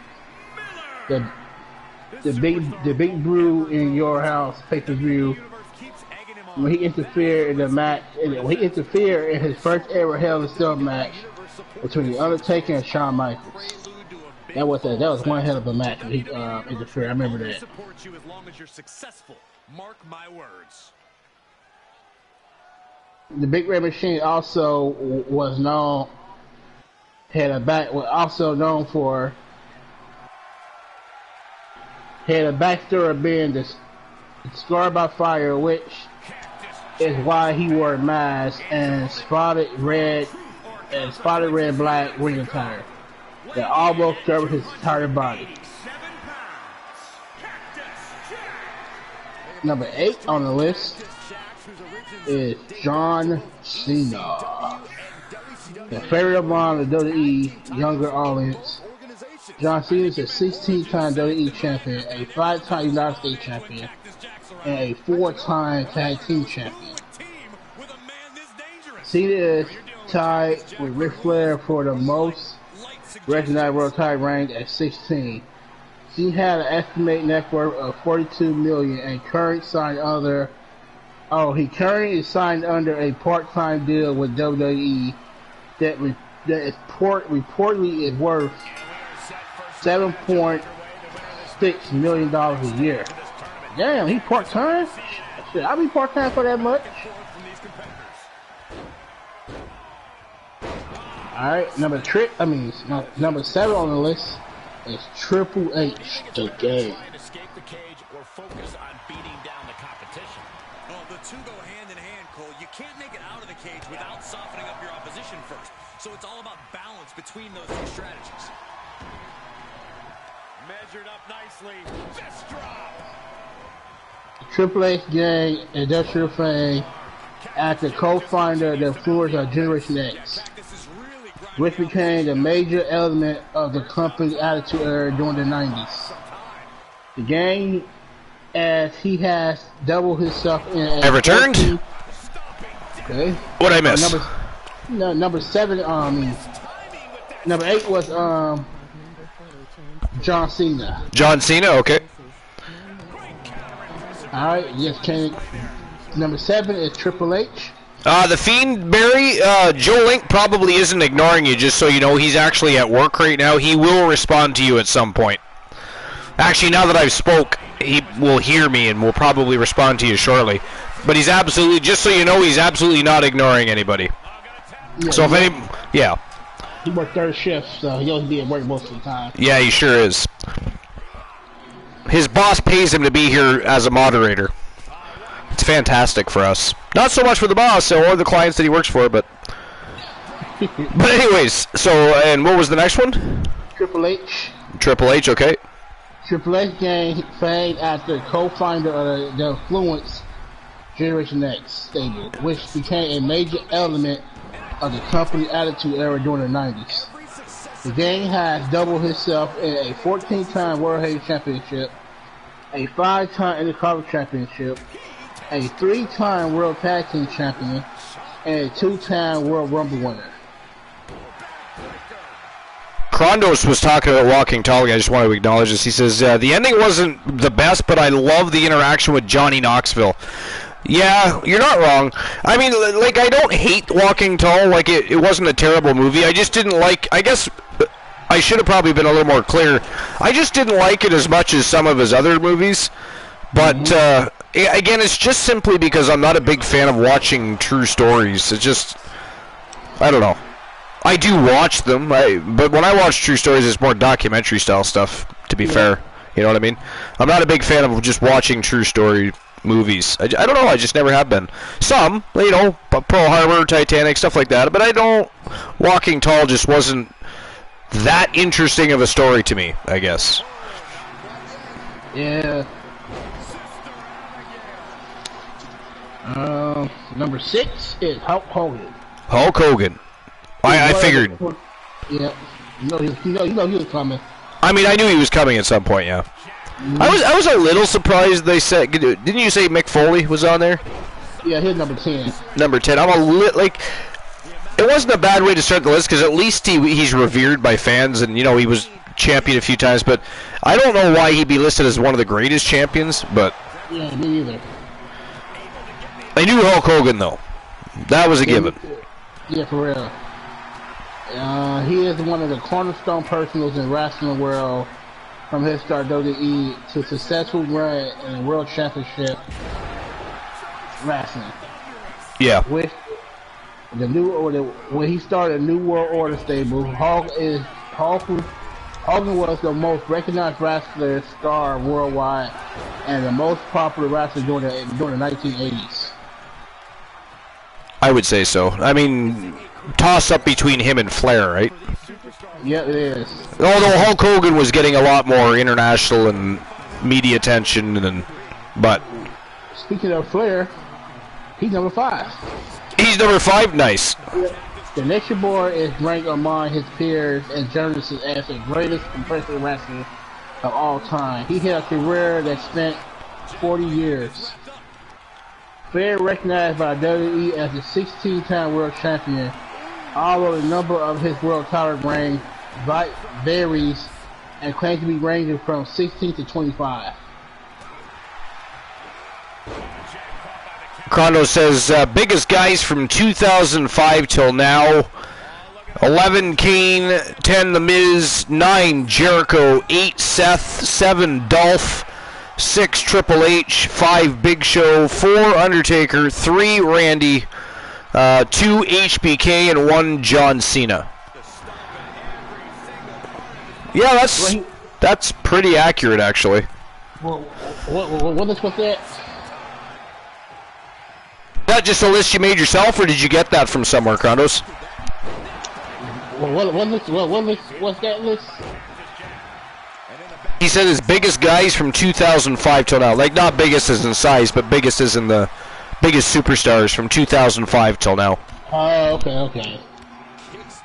That's fairly accurate. Again, it was Kane, The Miz, Jericho, Seth, Dolph, Triple H, Big Show, Undertaker, Randy Orton, HBK, and John Cena. This, you know, it's fairly accurate. Yeah, it is. Number 4 on my list is Shawn Michaels.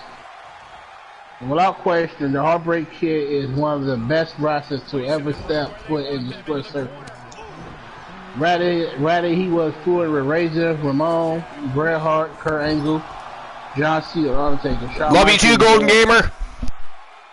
Always put an A+ performance for the fans. I agree. Me too. Number 3 is The Rock. The Rock, the People's Champion, the Brahma Bull. The Rock is without doubt the WWE's most successful superstar outside the ring. The People's Champ has become... Oh, hold on. That is it. That is all, ladies and gentlemen. The winner of the match and moving on to face Solo Sikoa in the semi-finals of this tournament. From Team of France with 2 L's, Freight Train, Frank Miller is your victor and moving on in this tournament. And I'll issue the payout for that while you continue. The People's Champ, okay. The People's Champ Hollywood paid actor earning $66 million in 2020. And his film had grossed more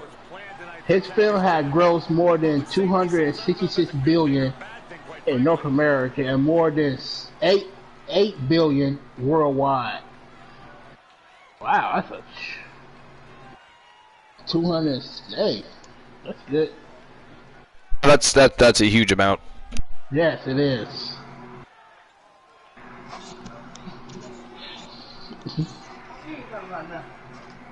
Number 2 on the list is Stone Cold Steve Austin. Stone Cold Steve Austin, the most recognized wrestler during the 90s. He gained significant mainstream popularity as a vast, regular beer-drinking anti-hero who regularly defied the established and his boss, Chairman Vince McMahon. The Texas Rattlesnake became the poster boy of the Attitude Era. Austin is a 6-time World Heavyweight Champion, a 2-time Intercontinental Champion, a 4-time Tag Team Champion, and a 2-time World Rumble winner. Alright, so before you finish, here we go. Next match of the evening, and the first match in the semi-finals. It is the Hardcore Icon Tables versus Finn Balor. Who do you think is moving on to the tournament finals to fight for the right to face Seth Rollins in the championship finals. Is it going to be Tables representing the Wolfpack, or is it going to be Finn Balor representing, of course, the Judgment Day? There we go. The betting lines are open. Let's get the match underway. Let's go. Hey, who are you going with, boss? Tables. You're going with Tables? Okay. I'm actually going to go with Finn Balor on this one. I don't know. He looked very impressive. I mean, so did Tables, but I mean, Finn Balor looked very impressive to me in the first round. So Tables is of all the wrestlers on here, I think Tables is one of the hardest wrestlers to beat. He really is. I mean, he has definitely beat the who's who. He's a multi-champion, multi-time champion. He's won television championships, world championships. And he is the only superstar to beat Undertaker and Brock Lesnar the same night. He beat Brock Lesnar and The Undertaker in the same night. He did. And his debut match. Yep, that's right. That was his debut match. He was thrown to the wolves immediately and somehow came out victorious. That was crazy. Yep, it was. Well, I'm pretty sure you know number one is. Number one on the list is the Dead Man himself, Dead Man Inc., the American Badass. Yeah, I kind of figured that. I figured that The Undertaker was going to be the number one after everybody else was already named. So, not a surprise there. Mm-hmm. They call him the workhorse of the WWE, and widely regarded as the greatest wrestler ever produced by the company. The Undertaker has been under contract for the company since the 1990s. The Dead Man is a 7-time World Heavyweight Champion, a 6-time Tag Team Champion, a World War winner, and mostly famous known for his undefeated streak at WrestleMania. In 2020, Undertaker announced his retirement during the last episode of the WWE documentary, The Last Ride. The Dead Man has a reported net worth of $12.9 million and makes 12.9 million and makes around 1.9 million yearly on a WWE salary. Wow. I mean, deservingly, but yeah, crazy amount of money, isn't it? Did you watch the Last Ride documentary, or? I watched parts of it, but I didn't watch all of it. I still have to watch that. I haven't watched it myself. Yeah, I like. I mean, I heard it was good. I'm definitely gonna watch it. I heard it was good too. Me too. Yeah. Like I just like watched a glimpse of it, and I just go on YouTube and clicked on it. But I am going to watch it. I do want to watch it eventually. We should watch it on Discord one day. Yeah, we should actually. We should dig that up and watch it on Discord. We absolutely should do that. Hopefully in the new year they finish linking the PlayStation with Discord. It makes things a lot easier for me personally, and I could even at times, there's times where we could, do things on Discord streaming wise too, when we're just testing things out. We could have, we could end up with a Discord league.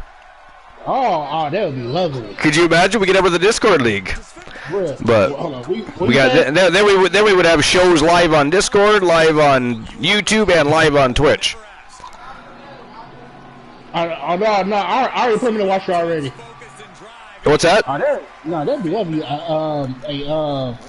A Discord league, that'd be lovely. Yeah, that'd be great. It would make it a lot easier because once it's linked to PlayStation, I could actually do that. Oh yeah, it'd be a lot easier. I believe you already can on Xbox. Yeah, PlayStation. Yeah, hopefully, but I know they're going to do it eventually. And that's when. All right, here we go. Finn Balor and Tables locking horns. This is going to be fiery. I can guarantee this is going to be a high-octane. I mean, actually, to be honest, all the matches have been pretty high-octane and quick matchups. They have not held any punches tonight. That is for certain. Tables already going to fly here. Look at this. Oh, he missed. He missed. Finn Balor with that veteran experience. Wasn't falling for that. Kind of early to be going to a high-risk move like that, too, wouldn't you say? Mm-hmm. I think so. A little bit of a crazy move there by Tables, I think. Well, he is the hardcore icon. He is. I mean, he just loves a good fight. And if he happens to win a match or a championship along the way, that is just, you know, gravy for him. He wants to beat people up. He's not there for wins, losses, and championships. He's there to hurt people. I know you. Hogan is a good wrestler. Yeah. But I still got Undertaker. But Hogan.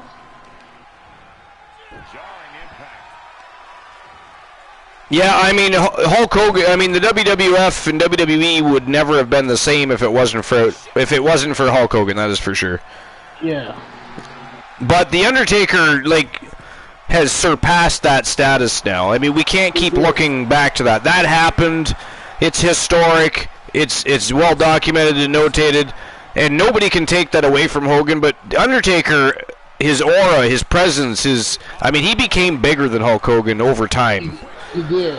You know. See, Hogan did his thing with WWE, but he left.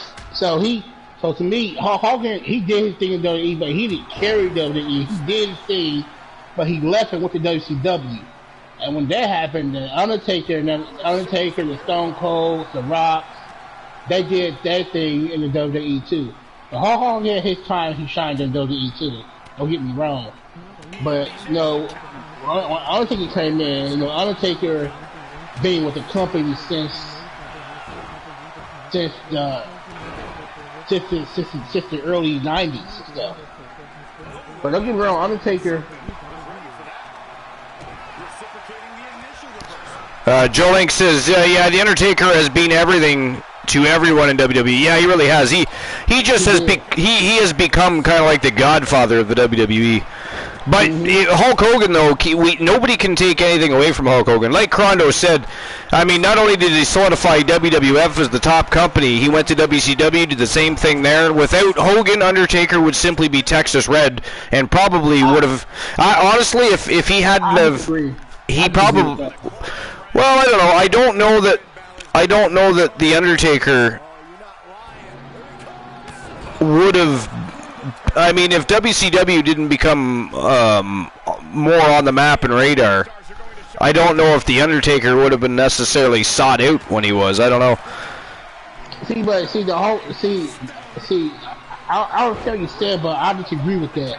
Although Undertaker's been in the WWE since 1990, and WCW wasn't really huge until the mid-90s, so the Undertaker already existed, but Hulk Hogan had already solidified WWF by then, so he did. Therefore he had that platform and that company that was on a huge rise to be able to make a career for himself. So still, kind of, without Hulk Hogan, there's no Undertaker, in a way. You know, there might have been an Undertaker, but not on the same level, because Hogan elevated the status of the company. He did. Right? Yeah. Yes, but he wouldn't still be Texas Red because he was already in the WWF in 1990. He was already the Undertaker. He just wouldn't have been on the same level because Hogan really exploded the WWF on an international and world level, so... And well, that too, AWA would still be around, yeah. I don't know if they'd still be around, but they would have been around longer. That's for sure. But at the same time, you got other wrestlers too. You can't count out. You got. Wow, look at that. That is it. That is all the winner of the match. And moving on to the tournament final, the Hardcore Icon Tables representing the Wolfpack is your victor. Wow. Man, looks like Tables is looking to go all the way in this tournament. I think he is. Well, I mean, I would hope that's everybody's goal, you know. I mean, if you go into a tournament hoping just to get to, you know, through the first round and that's the goal for your night, well, then that's probably how your karma's going to turn out, but... All right, there we go. The payout has been issued. For a time, AWA was bigger company and was company bigger than WWF.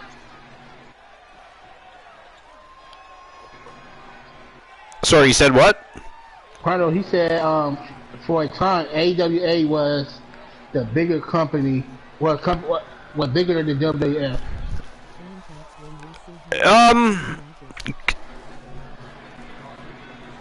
I mean, they had more talent, that's for sure. I don't know if they had the bigger territory, because WWF was quickly swallowing territories up at that point, but they had more talent. If AWA had got a better television deal and were able to promote a little better and market a little better, they probably could have done something, because they did have better. I mean, if AWA was better. It really was. AWA was better. I can't disagree with that. I agree with that 100%. I mean, at least at the time. At that time.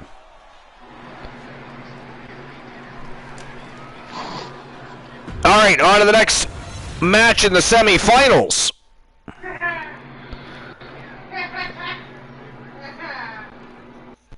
Who moves on to face tables? Is it going to be Solo Sikoa or Freight Train Frank Miller? That is the question you have to answer now. Because you can't leave out the Hulk did his thing in WWE too, and wrestling he did all that, but you can't climb out like the Ric Flairs and there's a lot more wrestlers that helped elevate people's careers and help elevate the companies. Ric Flair is up there with Hulk. Ric Flair is up there with Hulk Hogan too. You got him, Macho Man. You got a lot of wrestlers that without Ric Flair and them, Hulk Hogan would have been that big. Without Andre the Giant, without a lot of wrestlers, Hulk Hogan wouldn't have been that big. Yeah, well, I mean, Ric Flair. I mean, I still think that. See, Hulk Hogan. He was such a large man, which was really the attraction back then, right? He was one of the original giant men that could actually wrestle and was intimidating and imposing, and then of course he became the more family friendly, more gentler giant, where he was telling kids to take their prayers and eat their vitamins, make sure they do their workouts and etc. But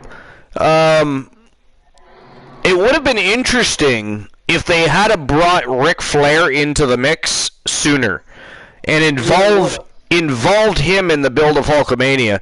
I think they made a mistake by waiting on Rick. They waited a long time to finally reach out to Ric Flair. They really did. They did.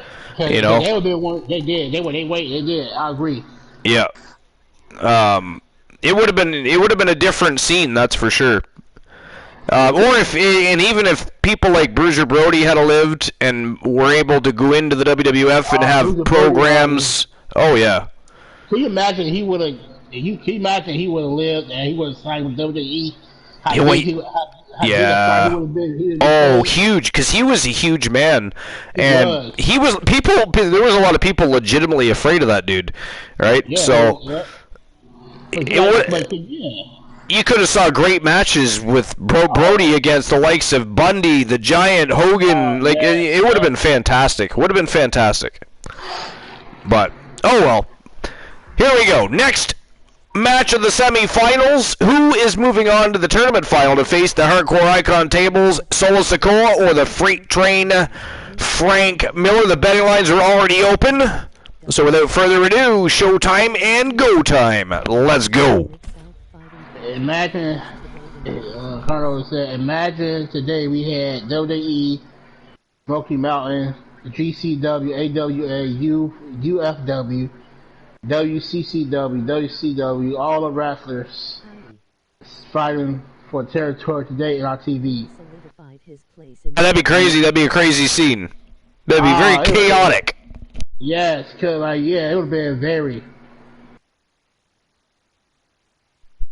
If we still had all the companies back in the day that was still all the companies was still here today. We got a new follower in the chat room. Looks like his name is Slayery. Slayer. Oh, Slayer YT. And I'm not going to worry about the numbers because I'm not going to say that every single time we address you. So we're going to call you Slayer. Welcome in, Slayer. Welcome to episode number 411 here at the Archiverse. It's actually, this isn't one of our regular scheduled shows. It's a special pop-up show. We're doing a Hardcore Championship Gold Rush tournament tonight, and we're in the semifinals right now. This is the final match in the semifinals to see who moves on to the tournament final. For the right to fight Seth Rollins in the championship final for the WCW Hardcore Championship. Been a great evening, but anyways, welcome in. Thanks for being here. How was your evening? Get used to it, Slavery. This is a channel full of villainy, trolling. We are very loud. We love to have a good time, and that is just the way things kick around here. Mm-hmm. I've been for the longest. 411 episodes. 400. But anyways, what were we discussing?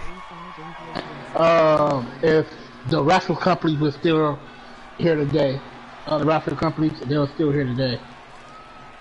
Right. Okay. Yes. Yeah, it's too bad AWA folded up. You know, well, they got bought out, but I mean,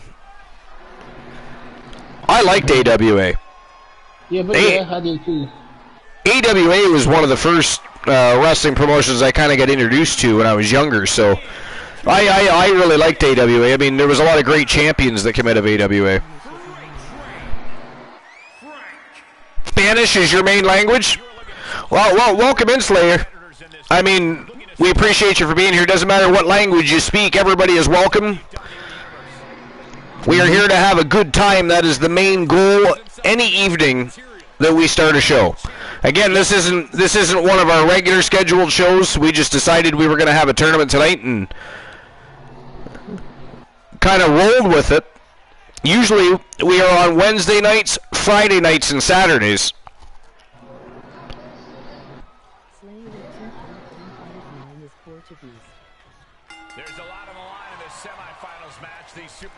All right, here we go. But anyways, yeah, I mean, but it is what it is. I mean, I like DCW too, but even when I was younger, I knew that wasn't going to last very long. I mean, you can't have, you can't have those kinds of matches all the time and expect you're still going to have a roster full of wrestlers to be able to put on a show for you. So, I mean, there were injuries and. Yeah, it was. I mean, it was crazy. It's like watching AEW, to be fair, but. Yeah, like they first started, it was good. Then you start seeing these matches every single day. Yeah, every single time. Yeah, it was exciting for a while, but then after a while, it was like, okay, like all of our superstars are at home recuperating because they can't compete. Yep, concussions and concussions. Oh yeah. Yeah, broken bones. But it was, I mean, let's face it, we were cheering it and we enjoyed every last minute of it. We just, you know, in hindsight, it's like, wow, we, like, yeah, like the things they put their bodies to do, that's a police, like, that's a put on a good show, man. But I do for a fact that they weren't gonna last so long. They weren't gonna last that long, no way. Yeah. And of course, I also like NWA. I've always liked NWA. I still watch NWA. NWA? Yeah. Oh yeah.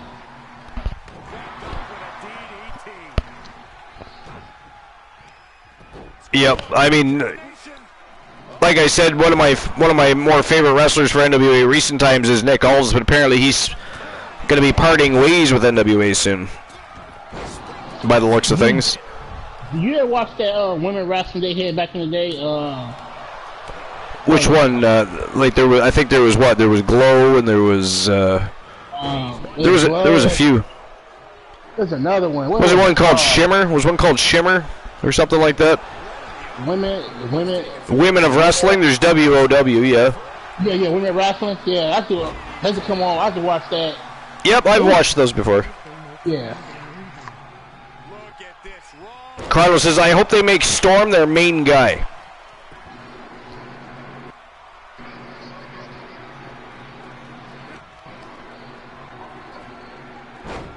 All right. Well, as it is, seeing how we're talking about a wide variety of different things, I actually have a list for tonight.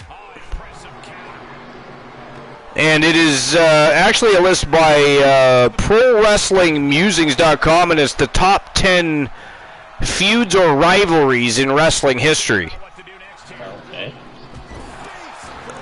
It says there are plenty of things that make wrestling great, great matches, killer promos, shocking moments, and what keeps eyeballs on wrestling, but it's rivalries and feuds that are the canvas for those matches, promos, and moments. Arenas are filled and pay-per-views are bought thanks to the appetite to see two wrestlers or teams that hate each other duke it out in the squared circle. And right now we're going to look at the greatest feuds and rivalries in wrestling history. Of course, we have some criteria to separate Tanahashi versus Okada from Shawn Michaels versus The Undertaker. So, looks like cage match ratings in both rivalries and feuds, a combination of points corresponding to the star rating given by Dave Meltzer. So there's a wide variety of criteria they're using to rank these top 10 feuds and rivalries in wrestling history. Number one, wow, Frank Miller takes out Solo Sikoa and is now moving on to face the Hardcore Icon tables in the tournament final. Congratulations to Team France with 2 L's. And Frank Miller looking good in this tourney so far, Boss Apollo. Yeah, he was. That was a fast match, by the way. Yeah, I mean, I did not get very far into that, did I? No, not at all. All right, so let me issue the payout for that, if there is one. I mean, I have to keep opening them because earlier, before Woozy left the broadcast, he, of course, opened all the betting lines earlier, so... I mean, the reason I pulled the plug on opening all the betting lines all the time is because sometimes people don't vote either because they're short on Archer vs. Bucks or maybe they just don't want to vote on a specific match. So I went back to the old format where we go back to our championship rounds where they're opened automatically. Other than that, you got to open for individual matches now, but Woozy, of course, opened them all. But there we go. Frank Miller was the winner, and the payout has been issued. And we are moving on to the tournament final.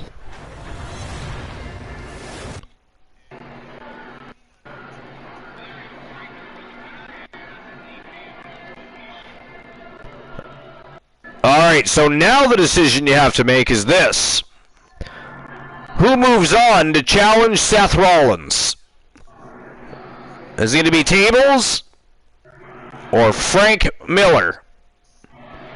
One of them is going to earn the right to fight the reigning defending WCW Hardcore Champion, Seth freaking Rollins, in the championship final. Who's it going to be? You're going to have 5 minutes to make your bets, as always. And there we go. Betting lines are open. And that means it is showtime and go time for the tournament final. The Hardcore Icon tables versus Freight Train. Frank Miller. Let's go.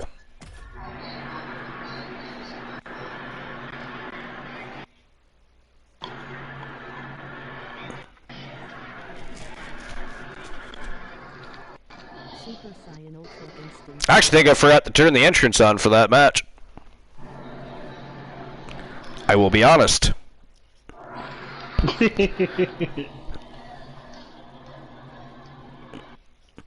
Luckily, it's the tournament final, so we've already seen the entrances twice. Yeah, we did.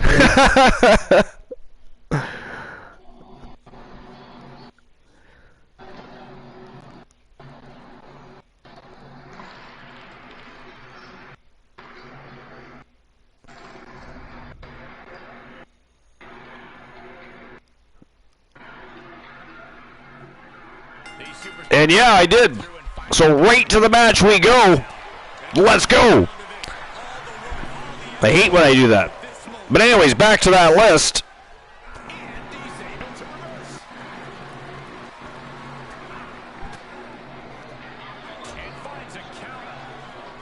So it was Stone Cold Steve Austin versus Mr. McMahon is number 1 here.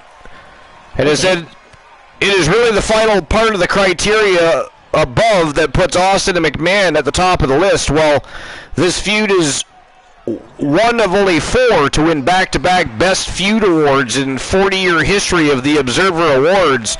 One of the 2 achieve repeat victories in the PWI Awards. Flair versus Luger is the other. And one of just 2 to finish in the top 10 in the cage match lists of both feuds. Both best feuds and best rivalries.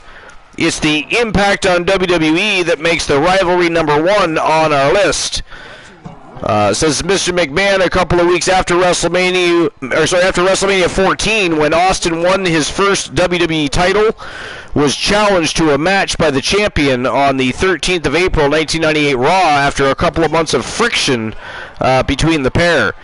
The match, which never happened after Dude Love interfered to attack Stone Cold, Headline Day Raw would break the 83-week winning streak that Monday Nitro had in the ratings in the Monday Night War. For the next 16 months, Austin and McMahon would be the main event feud and the rivalry that defined the Attitude Era, with Austin fending off McMahon's charges and at one point beating his rival in a steel cage match at St. Valentine's Day Massacre. Despite winning a loser leaves town match when the proxy The Undertaker lost to Austin in July 1999, Vince returned to WWE TV 2 months later. WWE not giving up to the stipulation shock, but Austin and McMahon would not cross swords that often in the next 18 months thanks to the prolonged injury absence from Stone Cold. It would be when Austin aligned himself with the hated rival at WrestleMania 17, turning heel in the process, that many say the Attitude Era ended and the WWE lost its mojo. Ratings went gradually down, and the allure of Austin as a major star waned also, but those 16 months when Austin and McMahon did battle, they changed the WWE and wrestling. Wow, that was fast, ladies and gentlemen. Look at that. That is it. That is all. The winner of the match, and moving on to the championship final with the right to face Seth Rollins for the WCW Hardcore Championship from Team of France with 2 L's. It is Freight Train of Frank Miller moving on to the next round and the main event of the evening. Wow, that's crazy. 10 seconds. Krondo says Super Saiyan Ultra Instinct Goku. That match was 10 seconds. That's nuts. 2 more seconds, he will beat the record. Wow. But technically, if we even discuss the old records from the Archerverse 1.0, he beat them though. Oh, he did, yeah. Right, he beat them. He just didn't beat the 2 new ones, right? 9 seconds and 8 seconds. But he beat 12 and 14 though. Well, he tied with what's that one who beat I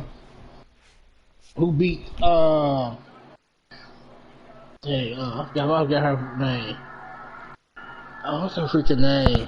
I have no idea, but there's 4 records that stood the test of, 2 that stood the test of time were Robert Rage and the OG Kurt Jordan at 14 seconds and 12 seconds respectively.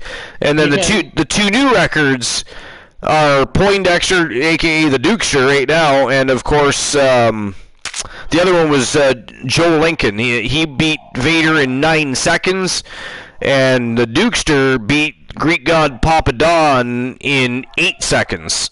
Because somebody beat that record. She was 10 seconds. She beat who she beat? What's her freaking name? Oh, it was somebody in the women's division. Yeah, she part of the Wolfpack. Tia Stevens. Yeah, Tia Stevens. You remember she got beat in 10 seconds? Oh, that's right. Tia Stevens got starched by Ashley Shang. Yeah. You're right. That's right. I forgot about that. That's another 10-second match. So actually, yeah, you're right. That makes 5 records. Yeah. So this match before is tied for 10 with Ashley Shang beating. Yo, Froggy Moth Legs. Sir Jack the Greatness in the house. What's going on, guys? Keep rocking forward to Stevens. Keep up to I know, that's a funny match. You guys are here just in time for the main event of the evening. Good timing. We got a new follower checking out the show. Slavery, or sorry, not slavery, it is Slayer YT. I keep wanting to say slavery. I have no idea why. Me too. I have no idea why. It's Slayer YT, who has not just come to watch the show, but he has officially joined the Fam Jam and smashed that follow button. So if everybody wants to welcome Slayer YT to the Fam Jam, feel free to do so. That is him right there. But welcome in, guys. Appreciate you guys for being here. And check this out. Freight Train Frank Miller from Team France with 2 L's has the right to fight the Freak and the Monday Night Messiah, Seth freaking Rollins, for the WCW Hardcore Championship. All right, I'm going to get the betting line open for that in just one moment. Give me a second while I do. Yo, DC, what's going on? Just getting the betting line open, so I'll just be a moment. And I have to issue the payout from the last match as well. I mean, Frank Miller just won in 10 freaking seconds, so bear with me, damn it. And there we go. Frank Miller was your victor. He took out the Hardcore Icon Tables, who was starching everybody in this tournament. And Frank Miller beat him in 10 seconds, folks. Let's see if he can do the same thing against Seth Rollins. All right, so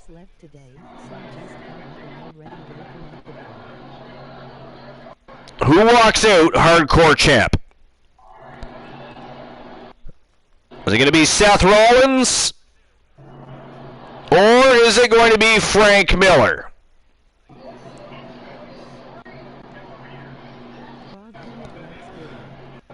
You have 5 minutes to make your bets. And there we go. Betting lines are open. And here we go. It is showtime and go time for the main event of the evening and the championship final of this Hardcore Championship Gold Rush Tournament. Let's go. Seth Rollins, Frank Miller. WCW Hardcore Championship is on the line.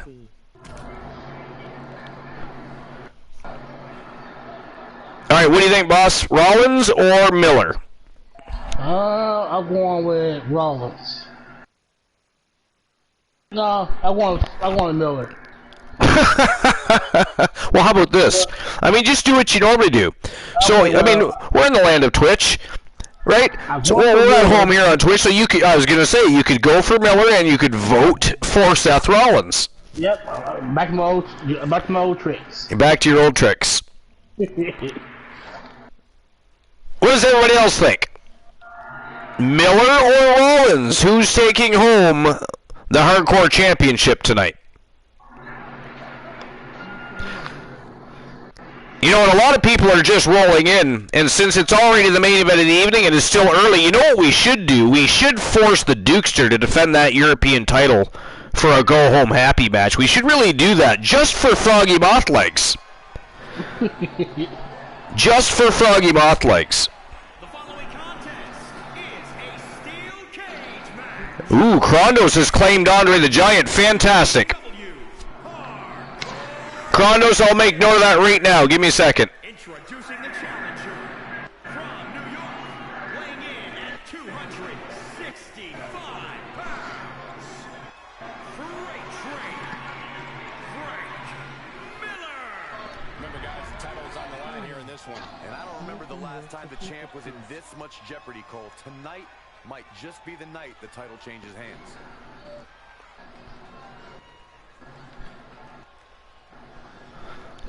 There you go, Kronos. Andre the Giant is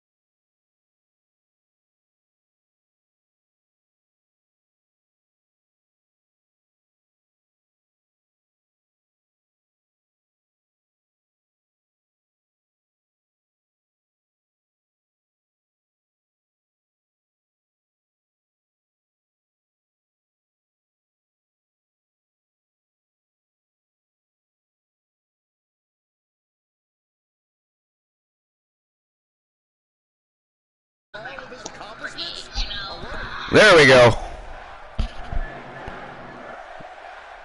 We should be back proper now.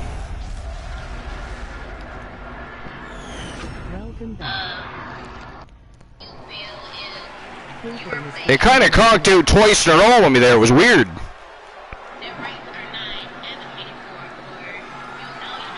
Like, I don't think we actually lost our broadcast, but the connection, I don't know. I can't even explain that, I'll be honest.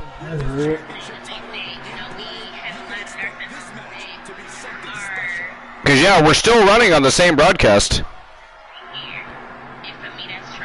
But it looked like we lost our connection twice, didn't it? That's what it looked like from my end.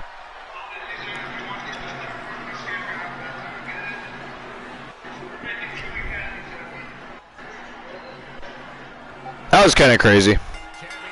But anyways, all is good. And here we have the main event of the evening. Unless we decide to make the Dukester defend his European title, which might be fun. Thank you, DC. Papa Don actually lost his title, Condos. The Dukester beat him. Twice, actually. The first time he speared him, and we're all assuming because they all work for the Wolfpack that Papa Don just let him have the title. But then they were forced to fight in a best 2 out of 3 falls match, and the Dukester beat him again. But everybody's still calling bullshit. We think it's all been set up by the Wolfpack. They're trying to reward Poindexter for all his efforts and hard work over the past several months. That toy soldier, he says. We're not certain who he's going to defend against, actually. We haven't made that decision yet. It's up in the air. List of champions from each respective brand simply comes. TAV. WCW or YTD into the chat. Hang The champ trying to roar with these hits. Brutal stomp to the body. And just getting started. Look at this brutality. Krondos would like to have Ted Cobb face the Dukester for the European Championship. Froggy Mothlegs, what says you? Do you accept? And that will be the final match of the evening, the go-home happy match, of course.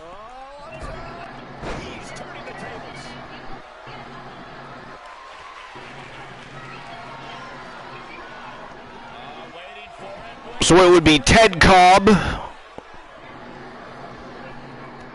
versus the Dukester for the YTD Academy European Wrestling Championship. Crondo says, I want to squeeze some marbles.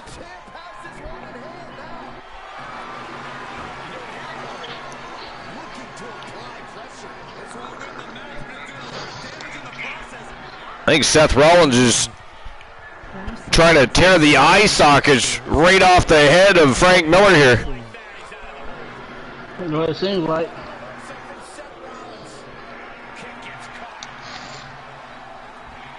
Someone's been villainous and cut the cords. Archer will be back soon.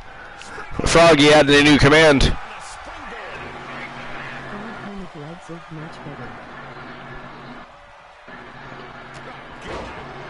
But anyways, Froggy, what do you think about Ted Cobb versus the Dukester? European Championship on the line.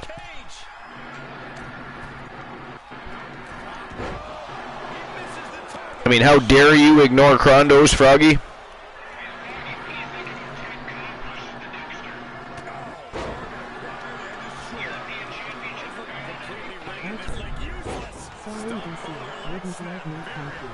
And yet he's still talking to DC and ignoring both myself and Krondos. I know, right? How dare he? Dancing around the subject. Afraid to accept the challenge, perhaps. Let's do it. Give Cobb the shot. There you go. So that is the last match of the night. Right there. It is being made official.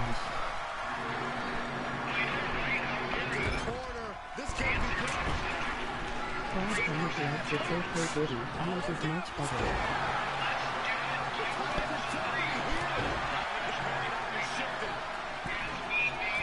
Command Z. Crash someone's been billing us in Purgator's. Alright. Will be back soon. Frog Panic likes, you can Froggy Moth Legs still trying to add a command here.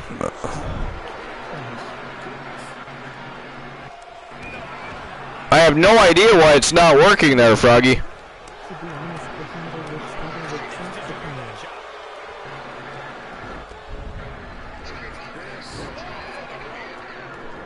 It should work. Chrono says to be fair, the title looks better with Seth's attire.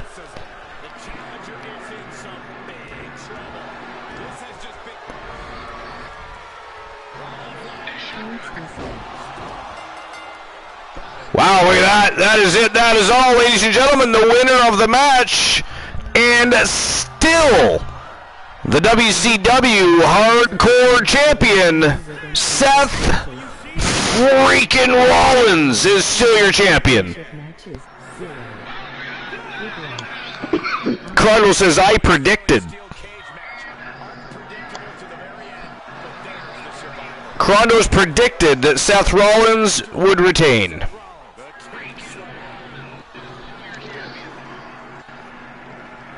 Alright, good run by Frank Miller, but it is Seth freaking Rollins that comes out on top and retains the Hardcore Championship. So congratulations to Seth Rollins. And now, we are on to our go-home happy match. Here we go. So that was a fantastic tournament. Tables defeating Gabriel Graves. We had Finn Balor defeating Tenacious B. Solo Sikoa defeating Goldberg. And, of course, Freight Train Frank Miller took out Cactus Jack. It was a grueling first round. Second round, Tables defeats Finn Balor. Solo Sikoa loses to the Freight Train. And then, of course, that led to the clash of the Hardcore Icon and the Freight Train. Freight Train came out on top, but not enough left in the gas tank to take out the Monday Night Messiah. So Seth freaking Rollins remains the Hardcore Champion. I offered to be someone's mod yesterday. Alright, I'll take a quick picture, just a little snapshot here. Just give me a moment.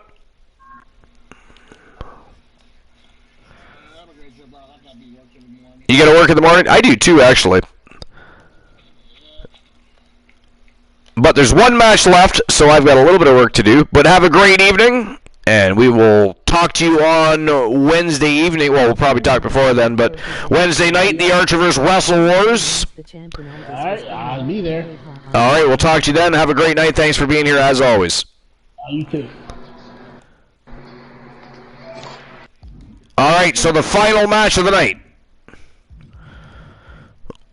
for the YTD Academy European Wrestling Championship. We're going to make it Falls Count Anywhere.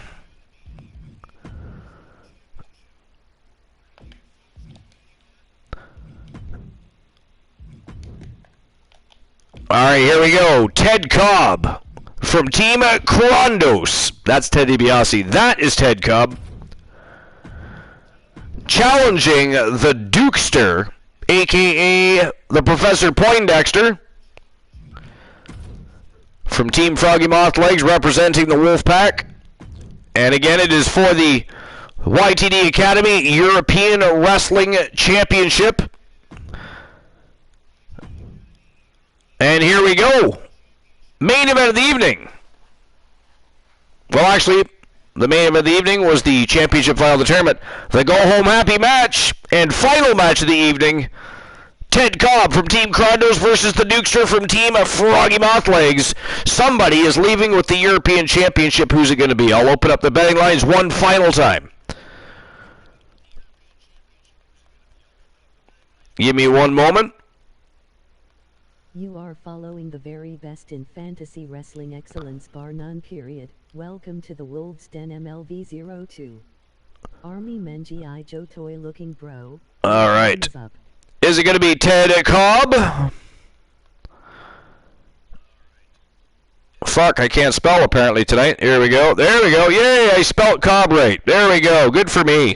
I deserve a medal or a cookie. Somebody please acknowledge that and give it to me. Do it now. All right, 5 minutes to make your bets as always. And there we go. Betting lines are open. So go ahead and gamble away, you gambling fiends. I love your clients, Brian Kendrick cosplay. All right. So the Wolves Den, MLVO2, welcome in to the Archiverse. Welcome to episode number 411. This is the Go Home Happy match. You actually missed a fantastic hardcore championship Gold Rush tournament, and we kicked the night off, of course, with a fantastic fatal four-way matchup in the women's division. You're right, Michael. And judging from the response on social media heading into this match, we're likely to see. They were fighting over the Women's Pure Wrestling Championship. It was a TLC matchup, so the entire evening has been absolute fire with some epic matches. We have a brand new Women's Pure Wrestling Champion. Seth Rollins just defeated the tournament winner and retained his WCW Hardcore Championship. And now for our Go Home Happy match of the evening, it is Team Krondos BR taking on Team Froggy Mothlegs. It is the Professor Dukester, a.k.a. Poindexter, defending his European Wrestling Championship against Ted Cobb. Ted Cobb, the former YTD Academy Submission Wrestling Champion. Looking to get back in the win column and pick up another championship for YTD Academy. Challenge accepted by the Dukester. Which one is good? Introducing the champion, representing the NWO Wolfpack. The Dukester is one strange fellow, but then again, I guess Poindexter in general is a very strange human being. The Wolfpack in general, the whole Wolfpack, they're a bunch of, they're lunatics, all of them. Here we go, guys. The championship is on the line here in this one. And I'll tell you, Cole, the champion has never looked more dominant than right here, right now. All right. Froggy Mothleg says, I love your clients, Brian Kendrick's cosplay. The Wolfman is part of the Wolfpack. I mean, I gotta ask you though, Froggy. I mean, is Poindexter drunk? I mean, he's coming out dressed as Dukester, but I think he forgot he is no longer Dexy Kruger. I mean, what is up with that? That is quite the entrance.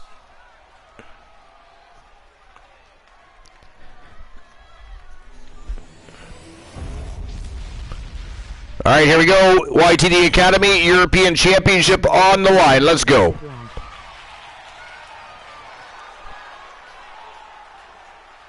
He says, yeah, I'm a little concerned about that. I'm a little concerned about that, too, because, I mean, he's got some confusion going on there. That is for certain.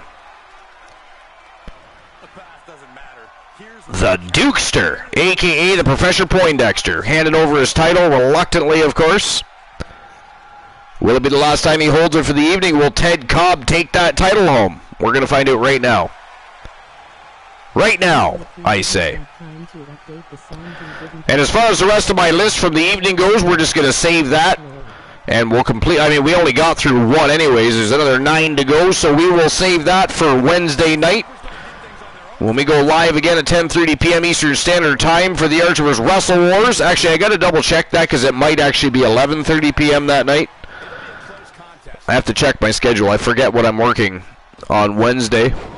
I think I might actually be. I think Wrestle Wars might be at 11:30 that night. Might be a late start for us.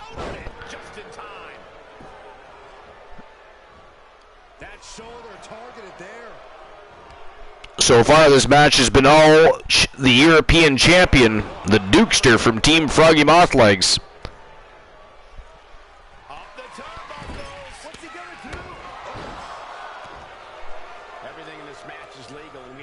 All right. Anyways, it's been a great night, that's for certain. I mean, it wasn't a planned evening. Most people didn't even know we were going to have a show tonight, so that aside, lots of people showing up to enjoy the show. It's been a great night of matches. The tournament was epic. The kickoff match was fantastic. An array of offense from him here. He's in non-stop attack mode.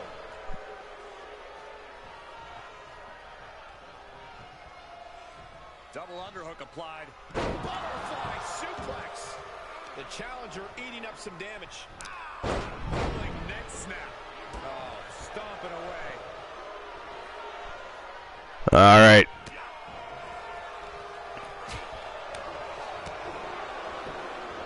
Got the leg. Ooh, a dragon screw. That'll destroy a knee. He avoids the damage. Man, oh man, Ted Cobb making a comeback here. He's turning the tides, guys.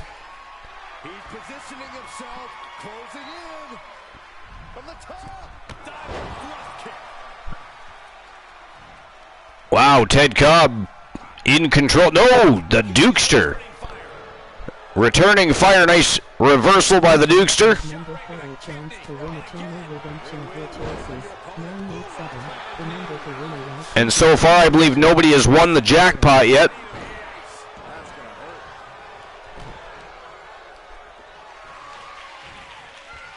Trapping the arm.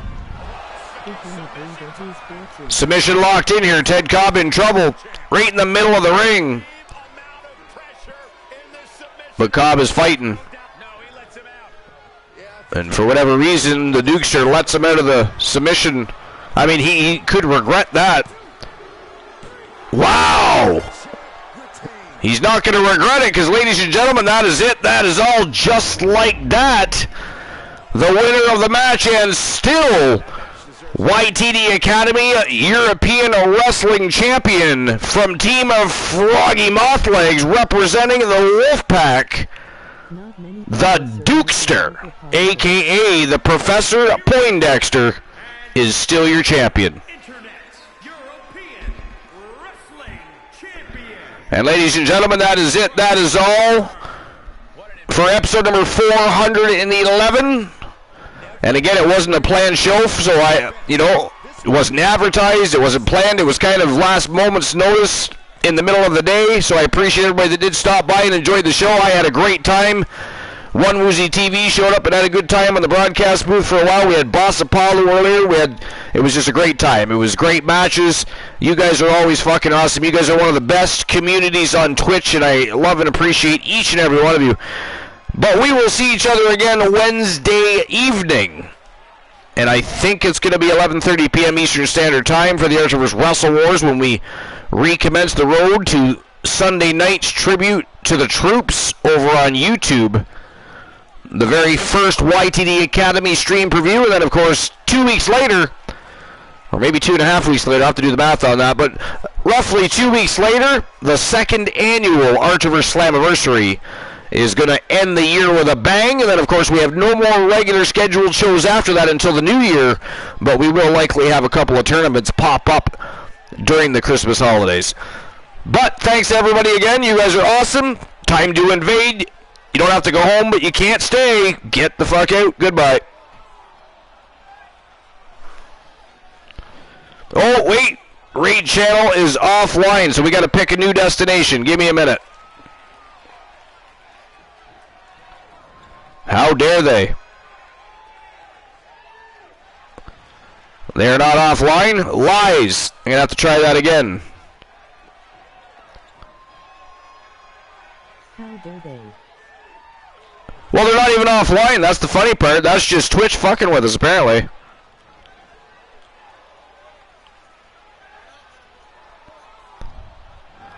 Let's try that again.